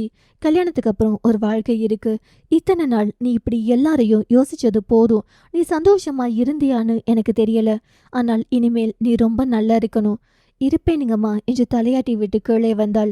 மகளும் நந்தினியும் கீழே போகும் வரை அஞ்சு தள்ளி நின்று கொண்டாள். அவர்கள் இருவரும் உரையாடிய விதம் தன் மகளின் எதிர்காலத்துக்கு தேவை என்பதால் தான் நிற்பது தெரியாதது போல் தள்ளி நின்று கொண்டாள் அஞ்சு. எனவே தன் அக்காவின் வார்த்தைகளை நினைத்து சந்தோஷம் தாங்க முடியவில்லை. மகிழ், நீ தீரனிடம் பேசக்கூடாது என்று ஸ்ட்ரிக்டாக சொன்னாள். அவள் மனம் அவனை தான் தேடும். அவள் அறிவுக்கு எட்டும் விதத்தில் பேசும் தன் அக்காவின் அறிவு எப்போதும் சிறந்ததுதான். படிச்சவங்க தான். அவளுக்கு எப்போதும் தன் அக்கா பெரும் அறிவாளி என்பதில் அவ்வளவு சந்தோஷம். மகிழ் படிகளில் இறங்கி வரும்போது அவளது மனம் ஒரு பக்கம் நிம்மதியாக இருந்தாலும் இன்னொரு பக்கம் ஆதினியை பற்றி ஒரு கவலை பிணைந்திருந்தது. இவள் சரியானால் தானே இவளின் வாழ்க்கை சரியாக்க முடியும். இவள் நல்லா இருந்தால் தானே மாமாவின் வாழ்க்கையும் நல்லா இருக்கும் என்று யோசனையுடன் இறங்கியவள் மீண்டும் மேலே வந்தாள். அவர்கள் போனதும் அஞ்சு மேலே வந்தாள். ஏனோ திடீர் கோடை மழையால் வீட்டுக்குள் மழை நின்ற பின்னாடி வரும் அந்த ஈரமான நறுமணமிக்க மண்வாசத்தை மழை காற்று பரப்பி கொண்டிருந்தது. நின்று கொண்டிருந்த மாடியின் மூலையில் சாய்ந்து மெதுவாக மூச்சுவிட்டு கண்களை வானத்திலிருந்து கீழே இறக்காமல் நின்றிருந்தாள் ஆதினி. அஞ்சு அவளை கவனித்து கொண்டு கதவின் ஓரத்தில் நின்றபடி அவளையே பார்த்தாள். இந்த பிள்ளை ஏன் சந்தோஷமாவே இருக்க மாட்டேங்கிறாள்? இத்தனை நாளாகியும் எந்த சுமையையும் இறக்கி வைக்க மாட்டேங்கிறாள். ஏன் எல்லாவற்றையும் தனியா சுமந்து கொண்டிருக்கிறாள் என்று மனது வலித்து கொண்டே பார்க்க ஆதினியின் மனமோ மகிழ் சாரி கேட்டாள் என்பது ஒரு நிமிஷம் நிம்மதியை கொடுத்தது. ஆனால் அடுத்த கணமே ஒரு கேள்வி அவளுக்குள். இப்போ எல்லாம் சரியாயிடுமா அல்லது இன்னும் நானே எனக்குள் சரியாக வேண்டுமா என்ற யோசனை ஒரு பக்கம். அவள் அந்த வானத்தை பார்த்து, என் மனசை யாராவது கொஞ்சம் சந்தோஷம் கொடுத்து என் விதியை கொஞ்சம் திருத்த முடியுமா என்று கேட்க அஞ்சு அருகே வந்து மெதுவாக அவளது கையை தொட வந்து பின் தொடவில்லை. அவளே மற்றவர்களிடம் பேசுவதற்கு தயங்கிவிட்டு தனிமையில் பேசி கொண்டிருக்கிறாள். நாம் கேட்டால் உடைந்து போவாளோ என்ற பயம். ஆதினி என்று மெதுவாக அழைத்தாள். ஆதினி கண்களை மெதுவாக கீழே இறக்கி அஞ்சுவை பார்த்தாள். அந்த கண்களில் இன்னும் சொல்லாத 1000 வழி நிறைந்த வார்த்தைகள். அஞ்சு ஆழ்ந்த மூச்சு விட்டாள். என்னம்மா, வானத்தில் எல்லாம் சரியா இருக்கா? 9 கோளும் ஒரே இடத்தில் சரியா இருக்கா? அவள் பார்க்க. ஏன் இப்படி பார்க்கிற என்று ஸ்மெல் செய்வதற்கு முயன்றாள் அஞ்சு. ஆதினி குரல் மெதுவாக காற்றில் கரையும் அளவுக்கு. சித்தி என்று காலில் விழ, ஏய் என்ன பண்றடி நீ என்று அவளை தூக்கி அணைத்து, என்னடி பிரச்சனை உனக்கு? சொல்லு, சரி பண்ண நாங்க இருக்கோம் உனக்கு. ஐயோ சித்தி, என்னை சுத்தி எல்லாரும் நல்லவங்களா இருக்கீங்க. அதான் சித்தி எனக்கு கஷ்டமா இருக்கு. என்னோட கோபத்துல வார்த்தையை விட்டுட்டு உங்களை எல்லாம் கஷ்டப்படுத்துறேன். இங்க நீ பேசி யாரு கஷ்டப்பட்டா? உனக்கு நடந்த கஷ்டம் மாதிரி யாருக்கும் இங்க நடக்கல. உனக்கு நல்லது பண்ணி பார்க்க தான் எல்லாரும் இருக்கோம். முதல்ல இந்த தனிமையெல்லாம் விட்டுட்டு வெளியே வா. சித்தி, நீங்க எனக்காக யோசிக்கிறீங்க. ஆனா நான் கொஞ்ச நாளா கொடூரமா யோசிக்க ஆரம்பிச்சிட்டேன் சித்தி. நான் நல்லவள் இல்லை சித்தி. ஏ லூசு, உனக்கு என்ன ஆச்சு? நான் கேவலமானவள் சித்தி. ஏ லூசு, என்னடி உனக்கு பிரச்சனை? சித்தி, நான் தப்பு பண்ணிட்டேன் சித்தி. ஒரு தப்பும் பண்ணல நீ. சித்தி, மகள் என் லைஃப்பை பறிச்சுக்கிட்டான்னு நினைச்சு அவளுக்கு மாமாவை விட்டு கொடுக்க கூடாதுன்னு நினைச்சு அந்த தாலியை பிடிக்காட்டி கூட என் கழுத்தில் வாங்கிக்கிட்டேன். லூசு புள்ளியா நீ? இந்த தாலி உனக்கானது, அவன் உனக்கானவன். உன் காதல் உண்மையானது. அதான் நம்ம சாமி அவனையும் இந்த தாலியையும் உன்கிட்ட சேர்த்துருக்கு.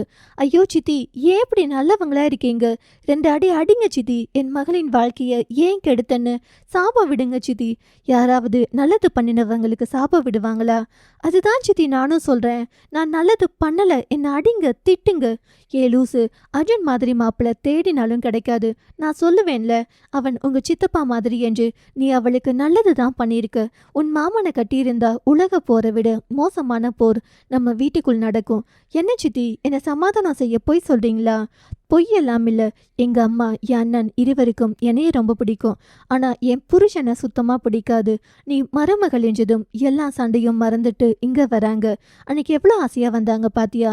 சித்தி, அவங்க மருமகள் என்று மயில் மேலதான் ஆசை, பாசம் எல்லாம். நான் மருமகள் என்றதும் அத்தை எவ்வளோ கோபமா பேசிட்டு போனாங்க. அவங்களுக்கு மகளை ரொம்ப பிடிக்கும். அவள் மருமகள் இல்லைன்னு தான் அவ்வளோ கோபம். நீ அண்ணிய விடு, என் அம்மா நினைப்பாரு. மிருதுவ தீரனுக்கு கேட்டப்போ எவ்வளோ பிரச்சனை அங்க. உன்னிடத்தில் இதே மகள் இருந்தால் அவ்வளோதான். அவங்களுக்கு என் புருஷனை பிடிக்காது. அதனால அவரின் வாரிசு மகளையும் அன்புவையும் பிடிக்காது. சண்டை போட்டு நிம்மதியை கெடுக்கிறத காட்டிலும் முகம் பார்க்குறப்போ ஒரு சின்ன ஸ்மெல் போதும். அதுக்கேனும் உறவுகள் வேணும் இல்லையா?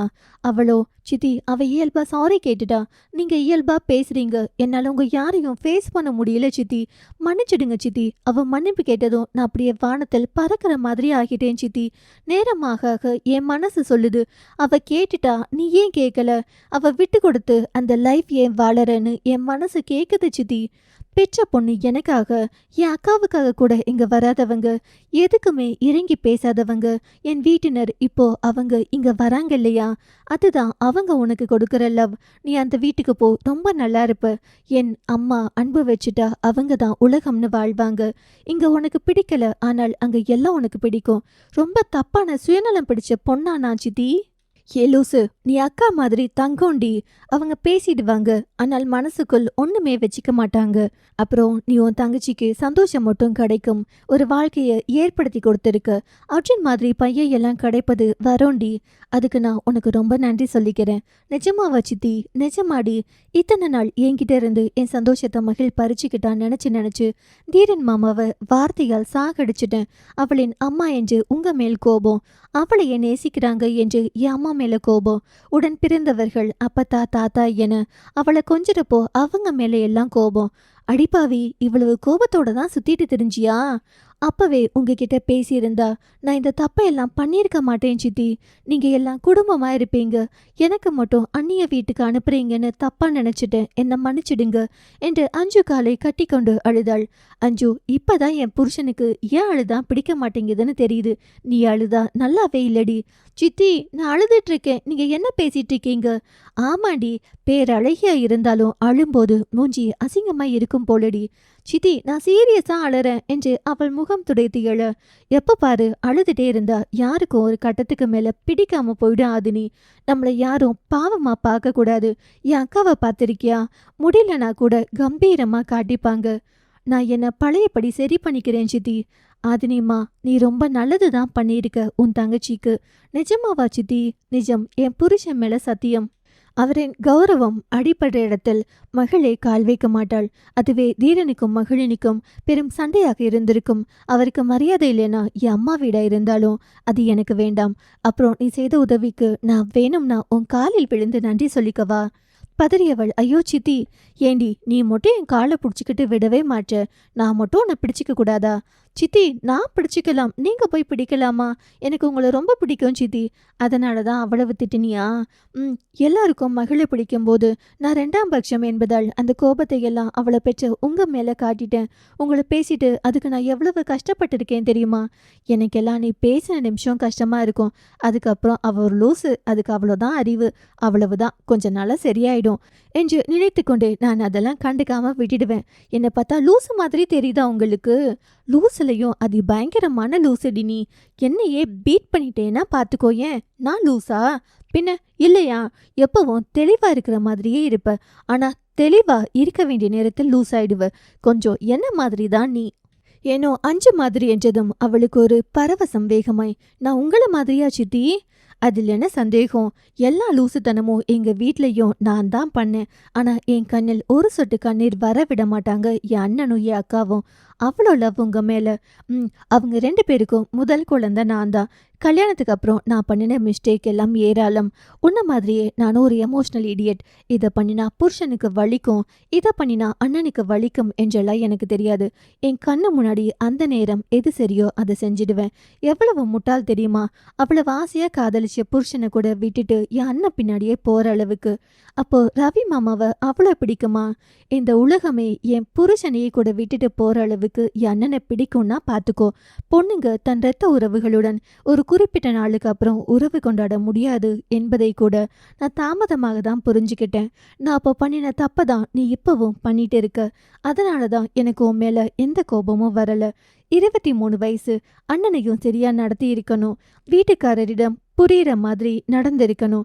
அண்ணன் ஒரு பக்கம், உங்க சித்தப்பா ஒரு பக்கம், இப்படி 2 பேரும் 2 பக்கம் நிக்கிறதுக்கு ஒரு வகையில் நான் தான் காரணம். என்னால 2 பேரையும் பேலன்ஸ் பண்ண தெரியல. இவங்க 2 பேத்தையும் பேலன்ஸ் பண்ண முடியாம என் மொத்த குடும்பத்தையும் விட்டுட்டேன். சின்ன சண்டை தான் வந்தது. அது கொஞ்சம் கொஞ்சமா பெருசாகி என் பிள்ளைகளை கண்டாலே என் அண்ணனுக்கும் என் அம்மாவுக்கும் பிடிக்காத அளவுக்கு ஆயிடுச்சுன்னா பார்த்துக்கோ. சில நேரத்தில் நாம் அவசரமா எடுக்கிற முடிவு ஆயுள் வரைக்கும் நம்மளை குற்றவாளியாக்கி கொண்டே இருக்கும். தயவு செஞ்சு இனி ஒரு விஷயத்த 1க்கு 2 முறை யோசி. ரொம்ப கோபமா இருந்தா கொஞ்சம் தண்ணி குடி. யார் முன்னாடியும் அழாத.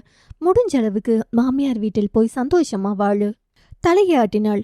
உன்கிட்ட நான் ஒன்னே கேட்கட்டுமா? கேளுங்க சித்தி. தீரன் ரொம்ப பாவோண்டி. அவளின் முகம் மாறியது. மன்னிப்பு கேட்கிறவங்களை காட்டிலும் மன்னிக்கிறவங்களுக்கு தான் பெரிய மனசு. கொஞ்சம் அவன் பக்கமும் இறங்கி பேச. அவள் தலையை ஆட்ட. ஒன்று நீ இறங்கிப்போ, இல்லாட்டி அவனை உன் பக்கம் சுற்றி வரவை. நீ உண்மையாவே தீரனை நேசித்தாள். இனி அவனை யார் முன்னாடியோ எந்த கேள்வியும் கேட்டு அசிங்கப்படுத்தாத. அவன் வாழ்க்கையில் மகளினி என்னும் அத்தியாயம் அழிக்கப்பட்டு விட்டது. அதுவரை தள்ளியிருந்த மகளினியின் கண்களிலிருந்து தாரை தாரையாக வடிந்தது. எல்லாம் கதம் கதம் என்றாள். அஞ்சு ஆதினியின் கழுத்தில் இருக்கும் கயிற்றை தொட்டு பார்த்து, இது நம்ம குலதெய்வம் கொடுத்த பரிசு. எவன் கட்டாயப்படுத்தினானோ அது எல்லாம் தவறாகவே இருந்தாலும் இது உன் கழுத்தில் ஏறணும் என்பதுதான் சாமி போட்ட முடிச்சு. இதுக்கு முன்னாடி நடந்த எல்லாம் கெட்டதையும் மறந்துட்டு புதுசா வாழு. அப்புறம் முக்கியமா யாராவது உனக்கு கெட்டது சொல்லி கொடுத்தா அதை காதில் வாங்காத. எனக்கு யாரு சித்தி கெட்டது சொல்லித்தர போறாங்க? யாரோ எதையோ சொல்லி கொடுத்துதான் நம்ம சொந்த வீட்லேயே எல்லாரையும் நீ அந்நியர்கள் மாதிரி பார்க்குற. அவளோ பாரதி ஆண்டி தப்பா எல்லாம் சொல்லித்தர மாட்டாங்க சித்தி. நீ பாரதி கிட்ட பேசினது எனக்கு தெரியாது. ஆனா இப்ப புரியுது, அவ தான் உனக்கு ஏதோ சொல்லி கொடுத்துருக்கான்னு. சித்தி சில விஷயங்கள் மட்டும்தான் சொன்னாங்க. தீரனை வீட்டோட மாப்பிள்ளைய பார்க்கிறவங்க ஏன் அர்ஜுனை விசாரிக்கலன்னு, மகிழ் கூட பேசக்கூடாதுன்னு. எனக்கு பாரதியை பிடிக்காது. உண்ட வீட்டுக்கு ரெண்டகம் பண்ணின ஆள் அவங்க. அவங்க உன்னை வளர்த்தவங்க. அதனால அவங்க கூட பேசாதன்னு சொல்ற உரிமை எனக்கு இல்லை. ஆனா உன்னோட நலம் விரும்பியா நான் ஒன்னு சொல்றேன். அதை மட்டும் கடைசி வரைக்கும் கடைப்பிடி. யாரு என்ன பேசினாலும் உனக்கு எது நல்லதுன்னு படுதோ அதை மட்டும் கேளு. அது நானாவே இருந்தாலும். முக்கியமா உனக்கும் தீரனுக்கும் நடுவில் யாரையும் வரவிடாத என்றவள் அவளின் தலையில் கை வைத்து, இந்த சித்தி சொல்றேன், ஆரம்பத்தில் எனக்கும் பல கஷ்டங்கள் இருந்தது. அதெல்லாம் என்னால எனக்கு ஏற்பட்டது. உன் வாழ்க்கையில் நீ பட்ட கஷ்டம் எல்லாம் இந்த நொடியில் முடிந்து விட்டது. நீ இந்த யூனிவர்ஸை நம்புற இல்லையா? ஆமா, அந்த யூனிவர்ஸ் என்கிட்ட ஒன்னு சொல்லி உன்கிட்ட சொல்லுச்சு. எப்போ நீ அண்ணாந்து வானத்தை பார்த்து கேட்ட போது என்ன சொல்லுச்சு? உன் வாழ்க்கையில் இழந்த அத்தனையும் இந்த நிமிஷத்திலிருந்து 1க்கு 2 மடங்கா கிடைக்கும். எல்லாம் நல்லதாகவே நடக்கும். எல்லாம் உன் விருப்பம் படியே கையில் கிடைக்கும். நீ பூவும் போட்டோடு ரொம்ப ரொம்ப நல்லா இருப்ப. உன்னால உன் புருஷனுக்கு ஒன்னும் ஆகாது. 16 பெற்று பெருவாழ்வும் வாழ்வாய் என்று. அது சந்தோஷத்தின் வெளிப்பாடா ஆனந்த கண்ணீரா என்று தெரியவில்லை. அஞ்சு அவளை சமாதானப்படுத்த சொன்னாலும் அவளின் வார்த்தைகள் உள்ளத்திலிருந்து வெளிப்பட்ட சத்தியமான உண்மைகள். அதை உணர்ந்த ஆதினி வேகமாய் வந்து சித்தி என்று கட்டிக்கொண்டு அவளின் கைப்பிடித்து சுற்றி கொண்டே ரொம்ப நேரம் நின்றாள். ஆதினியின் ஆதினியின் மனக்குமுறல்கள் எல்லாம் காற்றோடு கரைந்து விட்டது போல அந்த ஒற்றை வார்த்தை அவளை அவ்வளவு சந்தோஷம் அடைய செய்தது.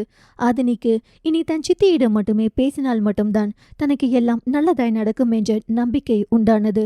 அதே நேரத்தில் பாரதியாக இருந்தாலும் பேசாதே என்று சொல்லாத சித்தியை ரொம்ப பிடித்தது. கூடவே பாரதி ஆண்டியின் வார்த்தைகளில் நல்லதை மட்டும் எடுத்துக்கொள்ளணும், மற்றதையெல்லாம் மனதில் வாங்கக்கூடாது என்று உணர்ந்து கொண்டாள். அவள் அஞ்சுவின் கையை பிடித்து சுற்றி கொண்டிருக்கும் பொழுது அங்கே வந்த மகிழ், நானும் உங்க கூட சேர்ந்து கட்டுமா? ஆதினி வேகமாய் மகளினியை கட்டிக்கொண்டு அவளின் கன்னத்தில் முத்தம் வைத்து, சாரி மகிழ், ரொம்ப ரொம்ப தப்பு பண்ணிட்டேன், என்ன மன்னிச்சிடு. அஞ்சு வேகமாய், ஆத்தா மகமாயி, தயவு செஞ்சு திருப்பி அழ ஆரம்பிச்சிடாத, எனக்கு தெம்பில்ல, எனக்கு தொண்டை தண்ணி வச்சு நைட்டு போய் 4 இட்லி சேர்த்து சாப்பிட்டாதான் உன் கூட பேசினதுக்கெல்லாம் சரியாகும்னு நினைக்கிறேன் என்றவள் மகளினின் கையை பிடித்து சுற்ற, எங்கடா நம்ம சித்தியை காணோம் என்று தேடி வந்தவர்கள் இங்கே இருக்கீங்களா? அது எப்படி எங்களை மட்டும் விட்டுட்டு நீங்க மட்டும் வந்து தனியா மேல விளையாடலாம் என்று முகிலனும் நிலவனும் அன்புவை கூட்டிக் கொண்டு வர, ஏனோ நீண்ட நாள் கழித்து அங்கு சந்தோஷமான சாரல் வீசியது.